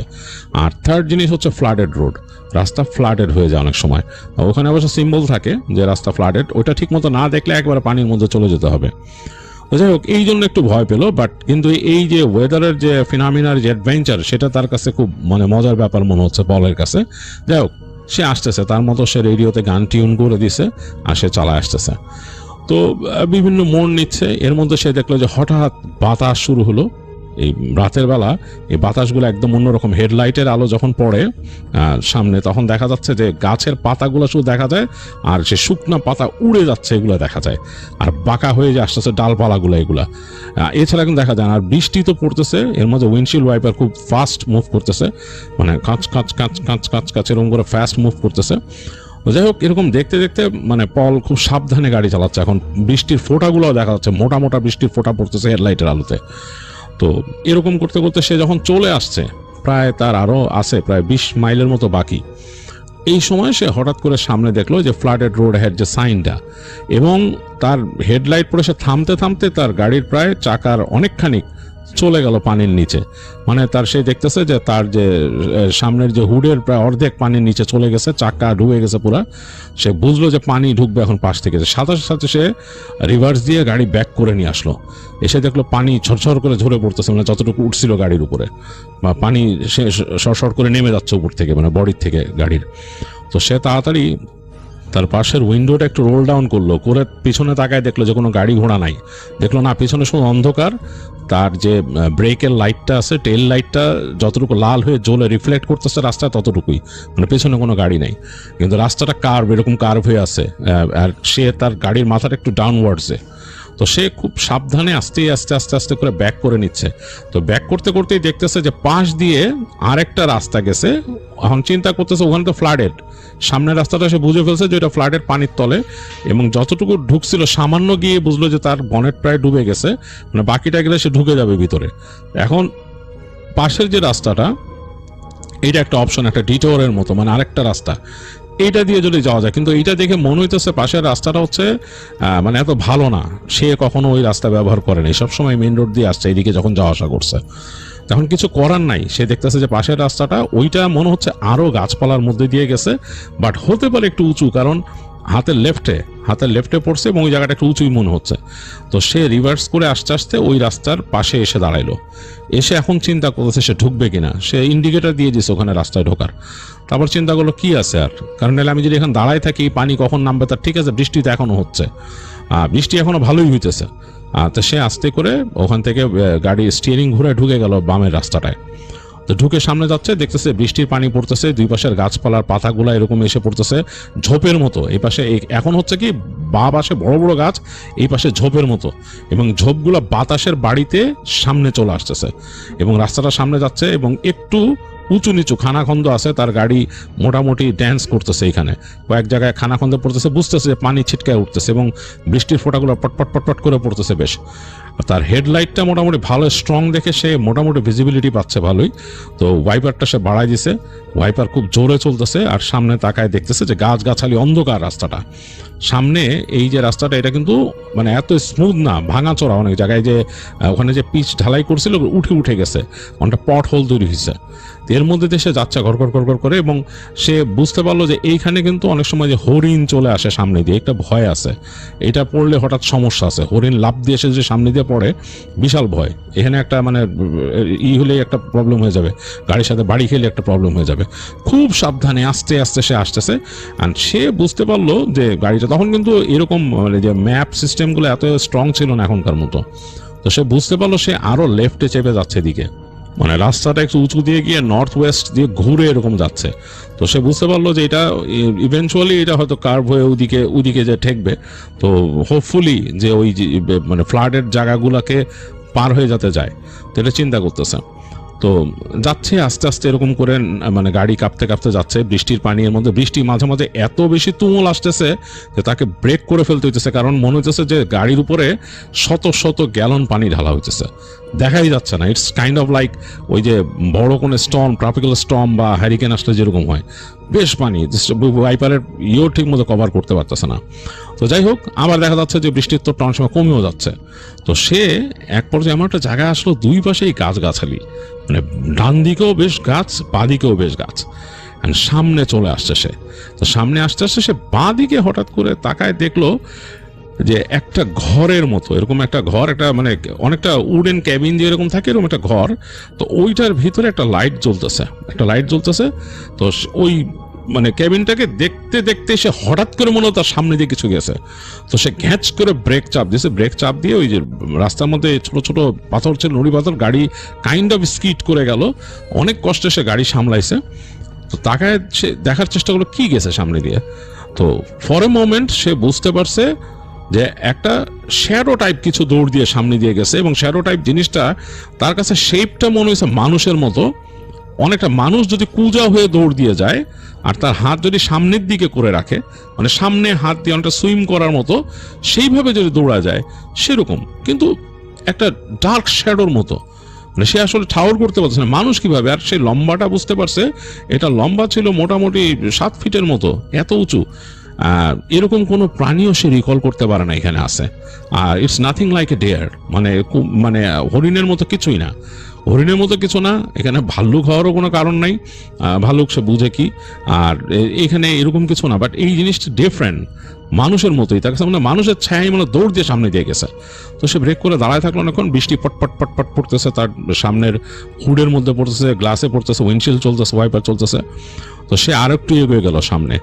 এবার সামনে যেয়ে দেখতেছে এই জায়গার রাস্তা আরো বেশি ফ্লাডেড, মানে পানি এদিকে জমে থই থই করে বাড়ি মারতেছে এখানে এসে, অনেকটা স্রোতের মতো এসে বাড়ি খাচ্ছে এই জায়গায় অফ রোডের মধ্যে। তো চিন্তা করলো এটা তো বিশাল ভুল হয়ে গেল, মানে এটা কেমন কি, এইখান থেকে তো যাওয়া সম্ভবই না। আর দুই পাশে গাছ, বৃষ্টিটা এখন ছাড়া হইতেছে, হঠাৎ পটপট করে পড়তেছে, আবার একটু কমে যাচ্ছে, মানে হালকা অনবরত একটা ফ্লো নিয়ে আসে এরকম, মানে বেশ অন্যরকম একটা বৃষ্টি। তো সে আস্তে করে গাড়িটা থামায় সে পার্কে দিল, দিয়ে সে চিন্তা করতেছে কি করবে। একবার উডেন ক্যাবিনটার দিক তাকায় দেখলো যে উডেন ক্যাবিনে একটা লাইট জ্বলতেছে। তো সে আস্তে করে সেই গাড়িটাকে অফ করলো, টার্ন অফ করলো, ইঞ্জিন অফ করে দিল। ইঞ্জিন অফ করার পর বেশ কোয়াইট, শুধু গাড়ির মধ্যে বৃষ্টির পানি পড়তেছে, যে শব্দ হচ্ছে পটপট পটপট পটপট পটপট, আর গাছপালার মধ্যে হচ্ছে আশেপাশে একটা শোঁ শোঁ শব্দ সে শুনতে পাচ্ছে। সে চিন্তা করলো জগৎ, তার কোনো কাজ নেই, এখন এইখান থেকে আর সামনে যাওয়া যাবে না, ব্যাক করে যেতে গেলো আরেক বিশাল প্রবলেম, অনেক দূর চলে আসছি, এখন I must wait till the rain stops and the water goes away. এইটা আমার করতে হবে। একমাত্র উপায় হচ্ছে এই বাসার মধ্যে যে আছে তার সাথে একটু কথা বলতে হবে। কোনো ওয়াকও না হইলেই হয়, মানে মাথা খারাপ অনেক মানুষ থাকে, আর এরকম জঙ্গলের মধ্যে থাকে, এই যে উডেন ক্যাবিন বানায়, এগুলো আসলে তাদের মাথায় সমস্যা থাকে, সে জানে, অনেকেই প্রবলেমেটিক। তো চিন্তা করে এরকম না হইলেই হয়। তো সে তার যে ছিল ফ্ল্যাশ লাইট ছিল, ভারী একটা ফ্ল্যাশ লাইট ছিল, বেশ ভারী, এটাতে সে অনেক সময় চিন্তা করে লাঠির মতো ইউজ করা, বেশ লম্বা এরকম। তো ওইটা নিয়ে বের হলো, গাড়িটা লক করে সে বের হয়ে এসে উডেন ক্যাবিনের দরজা নক করলো। অনেকবার হ্যালো হ্যালো বলে দরজা নক করলো, কেউ সাড়া দিচ্ছে না। অনেকক্ষণ পর দেখলো একটা লোক বেরিয়েছে, বৃদ্ধ একজন লোক, মাথায় একটা ক্যাপ পরা, মুখে অনেক কুঞ্চন, মানে একদম কুঞ্চন, কিন্তু চোখে কোনো চশমা নাই। এই বৃদ্ধ বয়সেও অনেকটা কুজা হয়ে আছে, এরকম সামনে কুজা হয়ে আছে।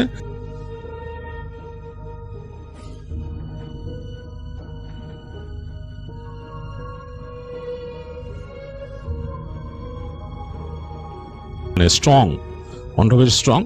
বলছে হোয়াট ইউ ওয়ান্ট। তো সে বলতেছে যে আমি এখানে হারাই গেছি, সেই রাস্তা দিয়ে যাচ্ছিলাম, ফ্লাডেড রোড, আমি ওদিক দিয়ে যাইতেছিলাম, ওদিকে ফ্লাডেড ছিল, এদিক দিয়ে আসে ফ্লাড, এখন আমার কাছে no way to get back, আমি ফেরত যাইতে পারতেছি না, so will you let me stay, আমার কি কয়েক ঘন্টা থাকতে দিবা তোমার এখানে।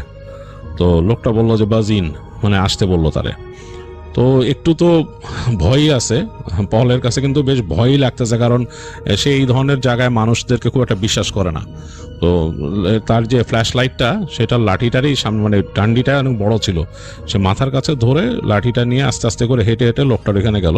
তো লোকটা দরজা খুলে দিছে, দেখলো যে কেবিনের প্রথম যেই দরজাটা খুলছে ওইটা হচ্ছে তার মানে বসার রুম টুম হবে আর কি, ওখানে মানে বসে। তো ঢুকে দেখলো একটা ইজি চেয়ার আছে ওখানে, এবং তার একটা টেবিল আর টুকিটাকি জিনিসপত্র এরকম রাখা, ল্যাম্প জ্বলতেছে ওখানে, ওই ল্যাম্পের আলোই পাইতেছিল গাছের ওখানে, বাইরে থেকে সে দেখছে আর কি ল্যাম্পের আলোটা। তো ওখানে বললো যে ওর একটা চেয়ার দেখাই দিল বসার জন্য। তো পল বসলো। তো লোকটা তারপর তাকে জিজ্ঞেস করলো যে তুমি কোথায় থাকো, হ্যাঁ এই সেই। তো পল বললো যে অমুক জায়গায় থাকে, এই সেই। তো লোকটা এমনি একটু ভুরু কুচকায় চিন্তা করলো কতখানি কি, তারপর বললো যে কেয়ার ফর এ কফি খাবে নাকি। তো পল বললো যে yeah that would help, thank you. তো বলছে আচ্ছা। তো লোকটা উঠে গেল, উঠে গিয়ে বললো যে আই এম কামিং, বলে পাশের ঘরে যাবে আর কি, এখান থেকে বের হয়ে। তো লোকটা বের হয়ে গেছে, লোকটা বের হওয়ার পর দেখলো যে লোকটা দরজাটা লাগাই দিল রুমের, ঠাস করে, মানে এই লোকটা রুমের দরজাটা খট করে লাগাই দিল, মানে বাইরে দিয়ে মনে হলো আটকায় দিল। তো পলের তো খুবই ভয় লাগছে যে রুমের দরজা আটকায় দিল কেন। তো সে আস্তে করে উঠে গেছে যে মানে হোয়াটস দ্য রিজন, কেন আটকায় দিছে। তো সে যে দরজাটা চাপ দিল বাইরের দিকে খোলার জন্য, দেখে যে না, দরজাটা আসলেই বাইরে দিয়ে আটকায় দিছে। তো সে এই পাশে দরজাটা নক করতেছে এই পাশ থেকে, এই open the door, why did you close it, মানে দরজা খুলো, এটা বন্ধ করছো কেন বলে নক করতেছে। এই সময় সে দেখলো যে যেখানে সে দাঁড়ায় আছে তার পাশে কাঠের আরেকটা দরজা আছে পাশের রুমে যাওয়ার জন্য, সেইটা মনে হলো ভিতর থেকে খাট করে খুলে গেল, মানে কেউ ওইটার মধ্যে একটা হুড়কো ছিল, কেউ খুলে দিছে, মানে ছিটকানিটা খুলে দিছে। ভেতর থেকে লাগানো ছিল, বোঝাই যাইতেছিল না যে এই দরজাটা এখানে দরজা আছে। তো সেটা দরজাটা খুলে দিছে, দরজাটা কাট করে খুলে একটু আলগা হয়ে গেল ঠিক পলের পাশেই। ওই পাশ থেকে সেটা ভারী হাসির শব্দ শুনলো, বেশ হাসি, ভারী একটা হাসির শব্দ।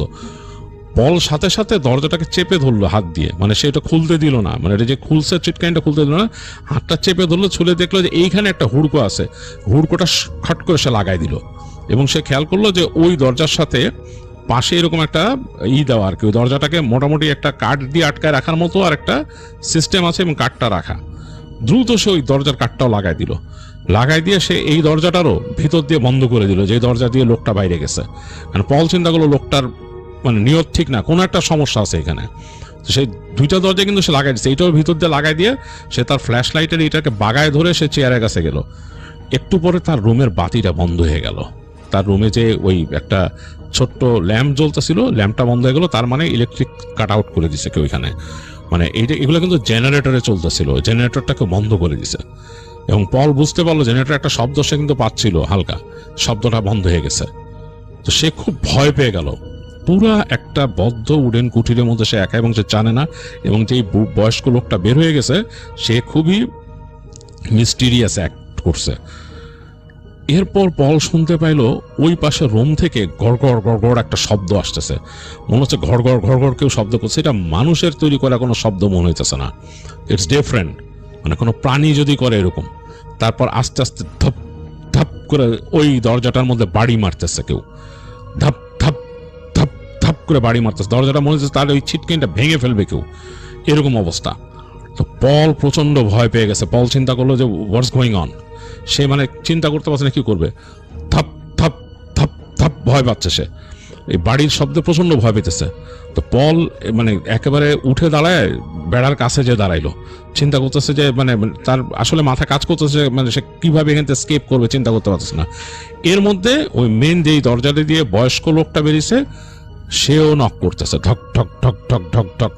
সে বুঝতে পারছে যে ওই লোকটাও বাইরের থেকে নক করতেছে, এবং লোকটারও কেমন জানি একটা শব্দ পাইতেছে সে বাইরের থেকে, লাইক মানে ঘোরের মধ্যে থাকলে গলার ভিতর দিয়ে কেউ যদি শব্দ করে, মানে ডিফারেন্ট টাইপের একটা, মানে এটা কোনো স্বাভাবিক শব্দ না এরকম। আর ঘরের মধ্যে কিন্তু বাতি নাই এরকম। এর মাঝে প্রচন্ড জোরে বাড়ি মারলো ওই দরজাটার মধ্যে, মানে যেটা নাকি ভেতরের দরজা পাশের রুম থেকে, ওইটাতে প্রচন্ড জোরে একটা বাড়ি হলো। বাড়ির চোটে ওই যে ছিটকিনি কাঠ এগুলো সব ভেঙে মনে হলো দরজাটা খুলে গেল। তো পল আসলে প্রচন্ড রকম ভাবেছে, তার আত্মা একবার আকাশে উড়ে গেছে, সে চিন্তা করতে পারছে না কি করবে। সে লাফ দিয়ে যে পড়লো ওই যে বাইরের দিকে যে জানলাটা ছিল জানলাটার কাছে, সে তার হাতের ফ্ল্যাশ লাইটটা জোরে বাড়ি মারলো গ্লাসের মধ্যে, ওইটা আমাদের গ্লাস লাগানো ছিল, গ্লাসটা ভেঙে গেল। সে টান দিয়ে ওইটার হিঞ্জ ছুটাইতে যে তার হাত কেটে গেল গ্লাসে লেগে। তো তারপরও সে টান দিয়ে ওইটা খুলে ফেলছে, জানলাটা খুলে ফেলে সে সুইফটলি একটা জাম্প দিছে ভেতর থেকে, ওই জানলার বাইরে সে বের হয়ে আসছে সুইফটলি জাম্প করে, এবং তার হাতের একটা অংশ বেশ কেটে গেল, বেশ বুঝতে পারছে রক্ত বের হয়ে আসছে। সে মানে মাটির মধ্যে পড়ছে, বাইরে ডিগবাজি দিয়ে মাটির মধ্যে পড়ছে, পড়ে সে দেখলো ভেতরে একটা হুড়মুড় শব্দ। তো তখন সে ফ্ল্যাশ লাইটটা মারছে জানলার দিকে, তার ফ্ল্যাশ লাইটটা তো হাতেই ছিল, ওদের মারছে, মারার পর সে দেখতেছে যে ভিতরে একটা মানুষ, কিন্তু তার মুখটা অনেকটা কুমির টাইপের, মানে একটা কুমিরের মুখ যেরকম হয় কাইন্ড অফ লাইক দ্যাট, এবং তার মুখের মধ্যে জিভ লক লক করতেছে, কুমির মানে সরীসৃপের জিভ যেরকম লক লক করে লক লক করতেছে, অ্যাজ ইফ কোনো কুমির যদি দুই পায়ে দাঁড়ায়, দুই হাত সামনে দিয়ে দৌড় দিয়ে আসে, এবং তার মুখটা যদি এরকম বাঁকা করে ফেলে, মুখের ভেতর থেকে জিভ বের হয়ে আসে, সেরকম দৌড় দিয়ে জানলার উপরে এসে পড়ছে। ফ্ল্যাশ লাইটের আলো পড়াতে মুখটা সরায় নিল, ওইটা চোখ দুইটা সফলও সে দেখতে পারছে জাস্ট লাইক কুমিরের মতো। এই সময় সে শব্দ পেল, দ্রিম করে গুলি হইলো এখানে, মানে মানে জোরে গুলি করছে আকাশের দিকে, কেউ আকাশের দিকে গুলি করছে, মানে ফাঁকা ফায়ার করছে কোনো রাইফেল দিয়ে। তো সে দৌড়ায় তার গাড়ির দিকে গেল, গাড়িতে যে উঠছে, গাড়িতে উঠে সে কোনো মতে, গাড়ি কিন্তু সে আগেই খুলে ফেলছে যেতে যেতেই, গাড়ি খুলে সে গাড়ি মানে স্টার্ট দিছে, ইগনিশন দিছে, গাড়িটাকে ক্যাচ করে ওই জায়গায় ঘুরাইছে। সে ঘুরায় দেখতেছে ওই যে বৃদ্ধ লোকটা, তারও চোখ দুইটা জ্বলতেছে, তারও চোখ দুইটা জাস্ট লাইক দ্যাট, মনে হচ্ছে যে একটা মানে কুমিরের চোখ যেরকম হয়, রেপটেলিয়ান আই, সেরকম কুমিরের মতো চোখ। লোকটা তাকায় আছে তার দিকে এবং সে অবাক হয়ে খেয়াল করছে এই বৃদ্ধ লোকটার মুখের ভেতরের অংশটা কালচে, ওখানে মানে মুখের ভেতরের অংশটা কালচে।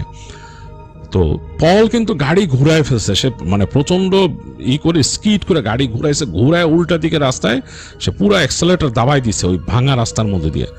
এর মধ্যে সে দ্রিম করে আবার গুলি হলো এবং তার পেছনে মনে হয় তার যে ট্রাঙ্কের এক পাশে গুলিটা লাগছে, তার ওই পিছনে যে টেইল লাইট একটা উড়ে গেছে। যাই হোক, সে ভয়ে গাড়ি টেনে গেল ওর মধ্যে দিয়ে এবং কিছুক্ষণ পর সে বুঝতে পারলো তার ওখানে স্পিড ছিল মিনিমাম 40 মাইল বা 45 মাইল এরকম হবে স্পিড, 45 মাইল অ্যান আওয়ার। এই 45 মাইলস অ্যান আওয়ারের মধ্যে সে বুঝতে পারছে তার পাশের গাছগুলোর ভিতর দিয়ে কিছু একটা ছুটে চলতেছে, একটা ছায়ার মতো। তো পল ওইটা বোঝার পরও সে মানে সে কোনো মতেই থামে নাই, সে তার গ্যাস প্যাডেল যতটুকু পারছে পুশ করে একেবারে চলতে চলতে শেষ পর্যন্ত এসে সে রাস্তায় উঠছে, সেই যে পাকা রাস্তাটায়, এবং পাকা রাস্তায় উঠে সে উল্টা দিকে গেছে। সে বুঝতে পারছে ওই জায়গায় তো ফ্ল্যাটেড রোড, আমি আটকায় যাবো ফ্ল্যাটেড রোডে। সে উল্টা দিকে চালানো শুরু করছে আর গাড়ি, যেখান থেকে সে আসছিল। এদিকে তার হাত দিয়ে দরদর করে রক্ত বেরোতেছে। সে ওইভাবে ড্রাইভ করে করে করে একসময় সে উল্টা চলে গেছে সেই যে হসপিটালে তার বন্ধু ছিল সেইখানে যে সে পার্কিং লটে ওদিক দিয়ে ঢুকছে, সেখানেও বৃষ্টি হয়েছে অনেক। তো বন্ধুকে সে যে পাইলো যে তার বন্ধু ঝিমাচ্ছিল সেই যে ওয়েডিং লাউঞ্জে যে সেখানে ঝিমাচ্ছিল, সেখানে যে পাইলো, তার বন্ধুকে বললো যে এই আমি তো সমস্যায় পড়ছিলাম রাস্তায়। তো বন্ধু তো অবাক, তোর যে এসে কী হয়েছে তোর? বলে যে এরকমের অবস্থা। তো হাসপাতালেই তারা ইমার্জেন্সিতে গেল, যে তার হাতের ট্রিটমেন্ট করাইলো এবং সে হসপিটালে বলল যে নাকি তার ওই হাত স্টিচ করতে হয়েছিল, কেটে গেছিল অনেকখানি। তো সে বললো যে এরকম একটা ঘটনা উডসের মধ্যে হয়েছে।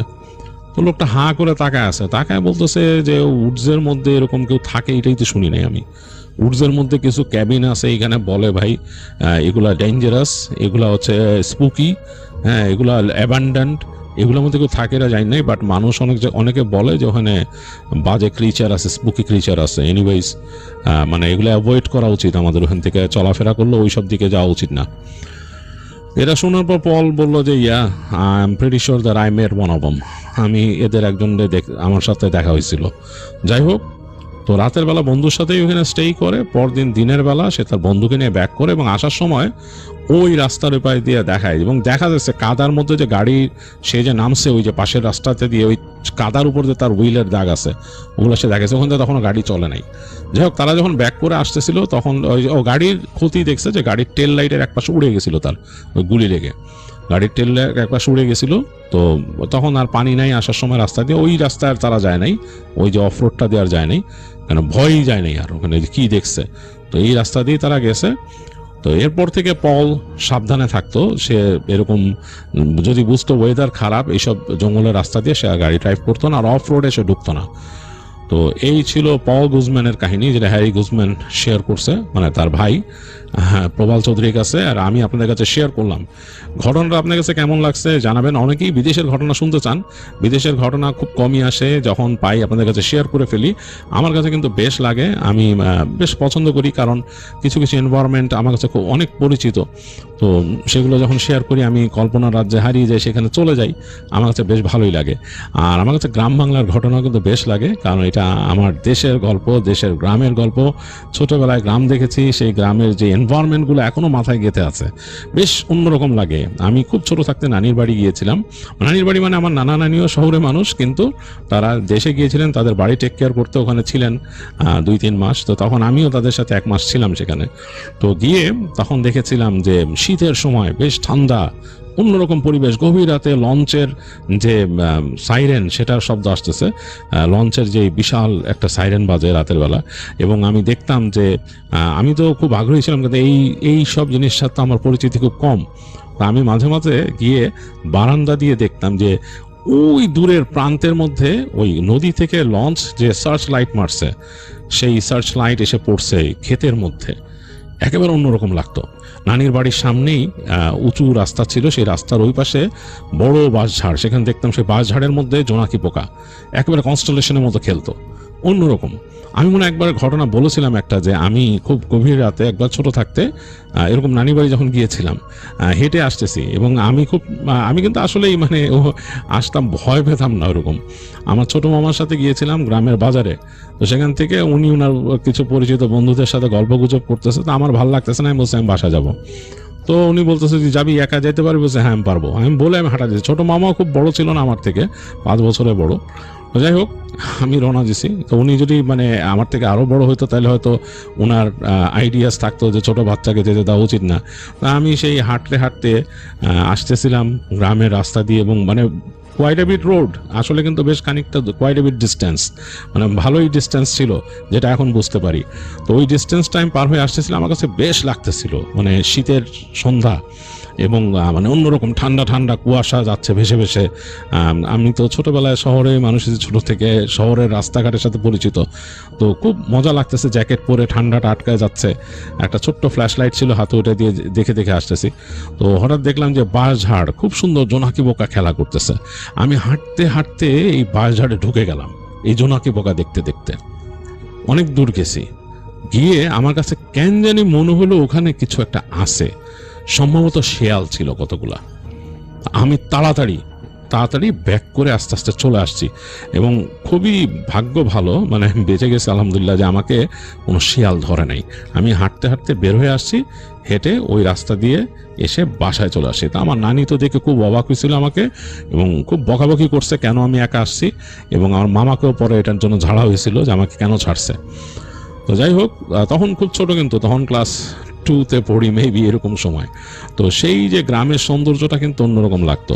আর এরকম হয়েছিল ওই ছোটবেলায়, এরকম গ্রামের আরেকটা প্রান্তে একটা কুঠি ছিল, কুঠি বাড়ি। সেখানে বলতো যে সেখানে নাকি সাহেবদের কুঠি বাড়ি ছিল। তো সেইখানে একটা বড় গাছ ছিল, সেই গাছটা কাটা। আমি ছোটবেলা খেলতে গেছি বিকেলবেলা, ওখানে মাঠের, ওখানে স্কুলের মাঠ, তার বাড়িতে ঘুরতেছি, হঠাৎ করে আমার মামারা খেলতেছে, আমি হেঁটে ওদিকে চলে আসছি। এসে দেখতেছি এরকম একটা বাড়ি, কেউ নাই, এই সেই দেখি একটা গাছের এরকম কাণ্ড, মানে গাছটা নাই, গাছটার কাণ্ডটা। তো আমি হেঁটে নেমে গেছি সুন্দর, যে ওই বাড়িটা দেখতেছি পুরনো বাড়ি, খুব দেখে টেকে এসে ওই গাছের কাণ্ডটার উপর বসে পায়ের উপর পা তুলে বসে আছি, খুব সুন্দর লাগতেছে। একটু পরে দেখি ছেলেপেলেগুলা ওই রাস্তার পারে সব জমা হয়ে আমাকে ডাকতেছে, এই এদিকে আসো, এদিকে আসো, এরকম ডাকতেছে। কেউ সাহস মানে আসতেছে না এদিকে, শুধু ডাকতেছে আমাকে। তা আমি সবাই হাত দেখাইতেছি এইরকম। বিকাল তখন পড়ে যাচ্ছে। এক পর্যায়ে দেখলাম আমার মামা সে নেমে আসলো, এসে আমাকে হাত ধরে টান দিয়ে উঠাই নিয়ে গেল, বলে চল এখান থেকে। উঠাই নিয়ে কি ব্যাপার, কি করলাম? তো টেনে উঠাই নিয়ে উপরে নিয়ে গেল, নিয়ে বলছে তুই কোথায় বসেছিলি? আমি বললাম কোথায়? বলে ওটা গলাকাটা সাহেবের জায়গা। বলে মানে? বলে এইখানে গলাকাটা সাহেব আছে, মানে ওইখানে নাকি তাকে করা হয়েছিল আর কি। তো এরপর থেকে নাকি মানে এরকম পূর্ণিমার রাতে গলাকাটা সাহেব নাকি বের হয় তার মাথার খোঁজে। তো এই ঘটনা গ্রামে প্রচলিত চারিদিকে, হ্যাঁ, হেডলেস হর্সম্যানের ঘটনা। আমি কিন্তু বাসায় যখন নিয়ে আসলো, আমার ওই মামারা ছোট, আমার থেকে 5 বছরের বড়, মামার বন্ধুরা বলতেছে তোর ভাগনারে সাবধানে রাখিস, রাত্রেবেলা গলাকাটা সাহেব কিন্তু তারা এসে ধরবে, তার ওই গাছের কাছে সে গেছে। হ্যাঁ, তো আমি রাতের বেলা, আমাকে সাবধান করা হয়েছে, মামা অনেকভাবে সাবধান করছে যে খবরদার বাইরে যাবি না, ডাকলে তোর নানা নানিকে ডাকবি, উঠানে খবরদার যাবি না, ইত্যাদি ইত্যাদি। আমি কিন্তু সবাই ঘুমায় যাওয়ার পরে ওই ঘরের জানলা খুলে তাকাইছিলাম, চাঁদ উঠছে আকাশে, দেখতেছিলাম দূরের রাস্তা। আমি শুধু অপেক্ষা করছিলাম কখন গলাকাটা সাহেব আসে, তাকে দেখবো আর কি। সেই হেডলেস হর্সম্যানকে দেখার আমার খুব ইচ্ছা ছিল, তো এই জন্য আমি তাকাইছিলাম দূর পর্যন্ত। ও ছোট মানুষ, অনেকক্ষণ তাকায় থাকতে থাকতে চোখ ক্লান্ত হয়ে যায়, আর মানে আর ভাল লাগে না, তখন জানলাটা আটকায় আবার শুয়ে পড়ছি, ঘুমাই গেছি। তো এই হচ্ছে সে হেডলেস হর্সম্যান মানে সংক্রান্ত আমার একটা অভিজ্ঞতা। আর এরকম আরেকটা জায়গায় গেছিলাম, ফ্লোরিডা ডিল্যান্ডে, ওইখানেও নাকি হেডলেস হর্সম্যান আছে। তো আমি যখন এগুলো শুনি, হ্যাঁ, হেডলেস হর্সম্যান, এটার মুভিও তো আছে, এটা নিয়ে একটা, স্লিপি হলো। তো আমি যখন এটা শুনি, দেখি যে ঘটনাগুলোর মধ্যে অনেক সিমিলারিটি আছে। সেই যে পৃথিবীর এক প্রান্তে আপনার সেই দেখেন সেই স্লিপি হলোতে, আবার সেই ফ্লোরিডা ডিল্যান্ডে, আবার আমাদের এই বাংলাদেশের নড়াইলের একটা জায়গায়, কিভাবে সম্ভব? আর এগুলো তো প্রচলিত কাহিনী, ওখানকার লেজেন্ড বা ওখানকার মিথ বলা চলে। হ্যাঁ, তো কিভাবে এটা সম্ভব যে একই জিনিস সব জায়গায় আছে, একই ঘটনা সবাই জানে, একই রকম জিনিস সবাই প্র্যাকটিস করতেছে? এটা আমাকে খুব নাড়া দিছিল। তো যাই হোক, এটা থেকে ব্যাখ্যা যা পাইছিলাম পরবর্তী অনেক লেখকের কাছ থেকে, যে পৃথিবী একটা প্লেট ছিল একটা সময়, তো সেখান থেকে বিভিন্ন জিনিস ছড়ায় গেছে, সব জাতির কাছেই গেছে একই রকমের জিনিস। আর আমি মনে করি সব রকমের যারা অতিপ্রাকৃত জিনিস বা যা আছে তাদের অ্যাক্ট একই রকম, তাদের আচরণ একই রকম, বেশ কিছু আচরণ একই রকম। যাই হোক, এটা নিয়ে আরেকদিন আলোচনা হবে আমাদের। তো যাই হোক, আজকের মতো আমাদের সময় শেষ হয়ে গিয়েছে, আজকে আমাকে চলে যেতে হবে।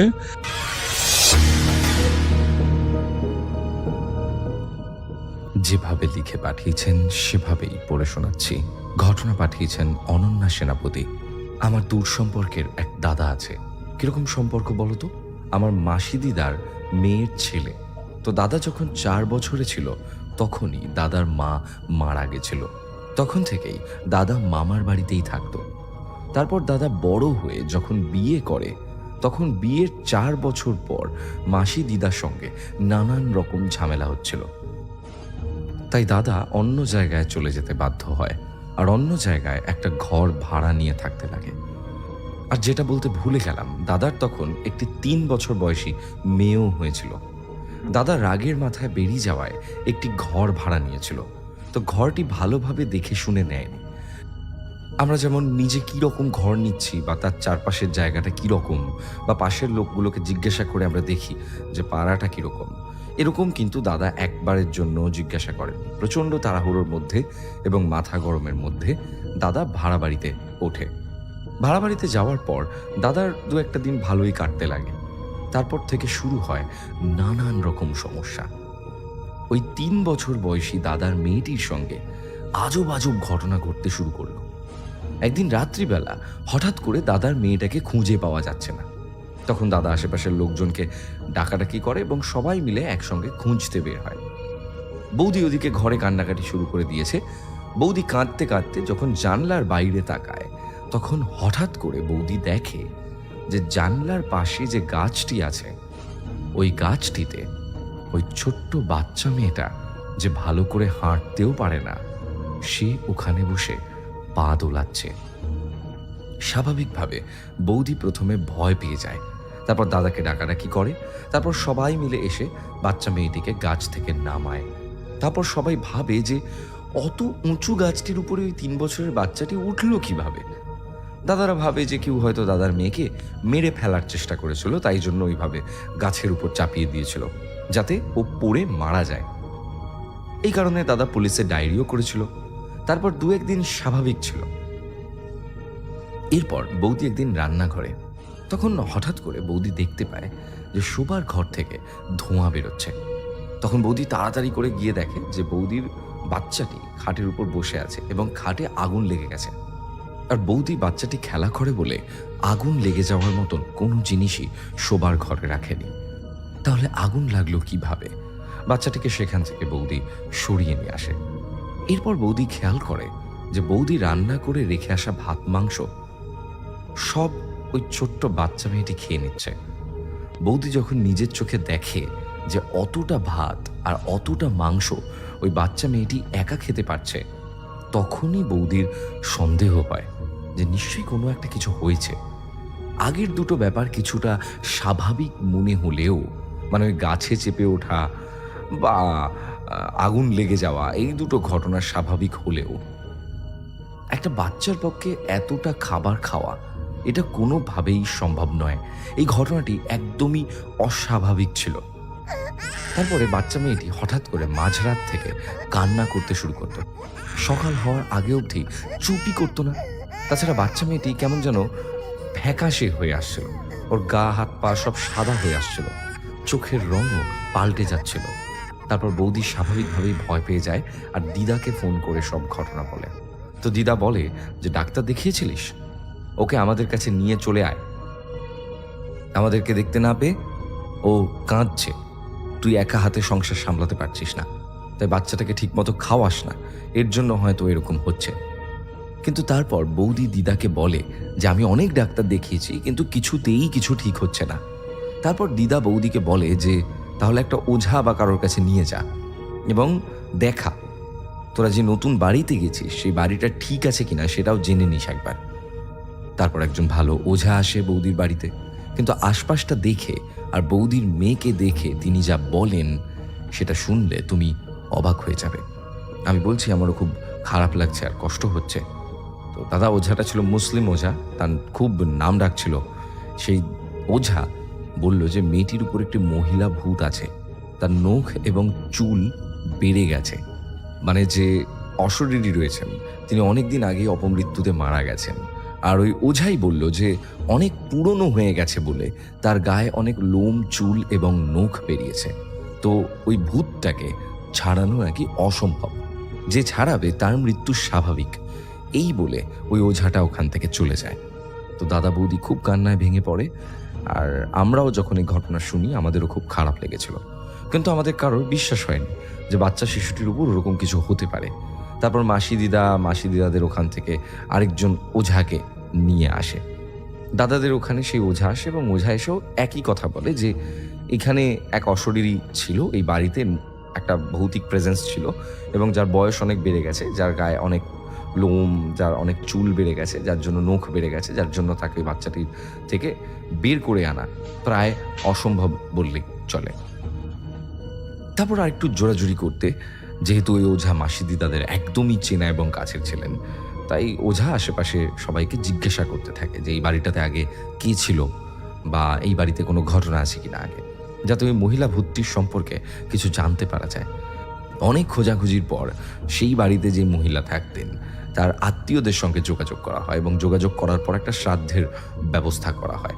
তার আত্মার শান্তি কামনা করা হয় যাতে বাচ্চা মেয়েটিকে সে ছেড়ে দেয়। এবং তার সঙ্গে সঙ্গে যিনি এই বাড়ির মালিক ছিলেন তাকে দাদা জিজ্ঞাসা করেন যে তুমি আমাকে এরকম বাড়ি কেন দিলে?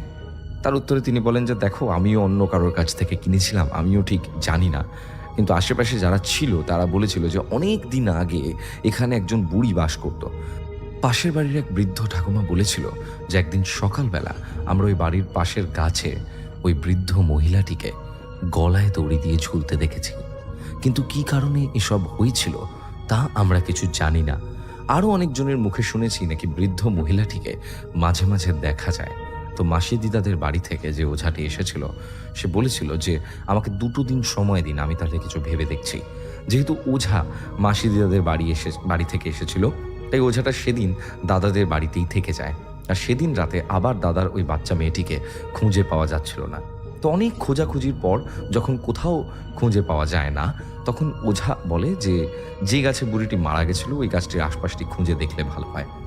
যখন ওই গাছটির নিচে যাওয়া হয় অনেকজন মিলে, তখন দেখা যায় যে মেয়েটি গাছের নিচে পড়ে আছে আর ওর পুরো শরীর রক্তাক্ত, রক্তে ভর্তি তার মুখ, পুরো থেতলে গেছে তার মুখ, যেন কেউ ওকে অনেক দূর থেকে ছুঁড়ে ফেলে দিয়েছে। এইসব দেখে সবাই খুব কান্নায় ভেঙে পড়ে। তারপর মাসি দিদা দাদার বৌদিকে নিয়ে গ্রামের বাড়ি চলে আসে। এই ছিল আমার ঘটনা। ভালো লাগলে ঘটনাটি শুনিও। আজকের মতো এখানে শেষ করলাম।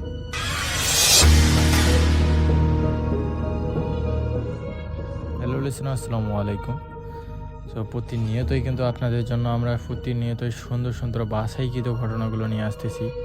তো আজকে যে বাছাইকৃত ঘটনাগুলো ছিল সবগুলোই আপনাদের জন্য আমি প্রতিনিয়তই স্পেশাল এপিসোড তৈরি করতেছি আপনাদের জন্য। তো অবশ্যই আপনারা এরকম স্পেশাল এপিসোডগুলো শোনার জন্য আমাদের এই চ্যানেলটিকে সাবস্ক্রাইব করতে ভুলবেন না, কারণ আমরা প্রতিনিয়তই স্পেশাল ঘটনাগুলো নিয়ে আসতেছি। তো আজকে যে ঘটনাগুলো ছিল সবগুলোই কিন্তু আপনাদের জন্য বাছাইকৃত ঘটনা। তো অবশ্যই আপনারা কমেন্ট সেকশনে জানাতে ভুলবেন না যে আপনাদের আজকের এই ঘটনাগুলো কীরকম লাগলো আর কার ঘটনাটি কীরকম লাগছে, এই কমেন্টটাও করতে ভুলবেন না। আর আপনি যদি এই চ্যানেলে নতুন হয়ে থাকেন তাহলে অবশ্যই আমাদের এই চ্যানেলটিকে সাবস্ক্রাইব করতেও ভুলবেন না। তো আমরা চেষ্টা করতেছি আপনাদের জন্য এরকম সুন্দর সুন্দর বাছাইকৃত ঘটনাগুলো নিয়ে আসার জন্য। তো অবশ্যই এই ভিডিওতে লাইক কমেন্ট শেয়ার করতে ভুলবেন না। আর আপনাদের যদি নিজেদের সাথে এরকম ভৌতিক কোনো অভিজ্ঞতা বা আপনাদের সাথে নিজেদের কোনো ভৌতিক ঘটনা ঘটে থাকে বা পার্শ্ববর্তী কারোর সাথে এরকম ভৌতিক ঘটনা ঘটে থাকে তাহলে আমাদেরকে শেয়ার করতে পারেন। আমরা চেষ্টা করব আপনাদের ঘটনাটি যদি সিলেক্টেড হয় আমরা এখানে শোনায় দেওয়ার জন্য। তো অবশ্যই আপনারা আমাদের এই চ্যানেলের পাশে থাকবেন। আর প্রতিনিয়তই কিন্তু আপনার রাত 10টার সময় এই চ্যানেলে ভিডিও পাবলিশ করতেছি। তো অবশ্যই আমাদের এই চ্যানেলের পাশে থাকবেন এবং আপনাদের জন্য প্রতিনিয়ত এরকম সুন্দর সুন্দর ঘটনা নিয়ে আসতেছি। তো আজকের মতো এখানেই বিদায় নিচ্ছি। আর একটা কথা বলতেছি, যেটা আপনারা অবশ্যই আমাদের এই চ্যানেলে সাবস্ক্রাইব করে রাখবেন, যাতে করে আপনাদের কাছে নতুন নতুন কন্টেন্ট ছাড়ার সাথে সাথে আপনাদের কাছে চলে যায়।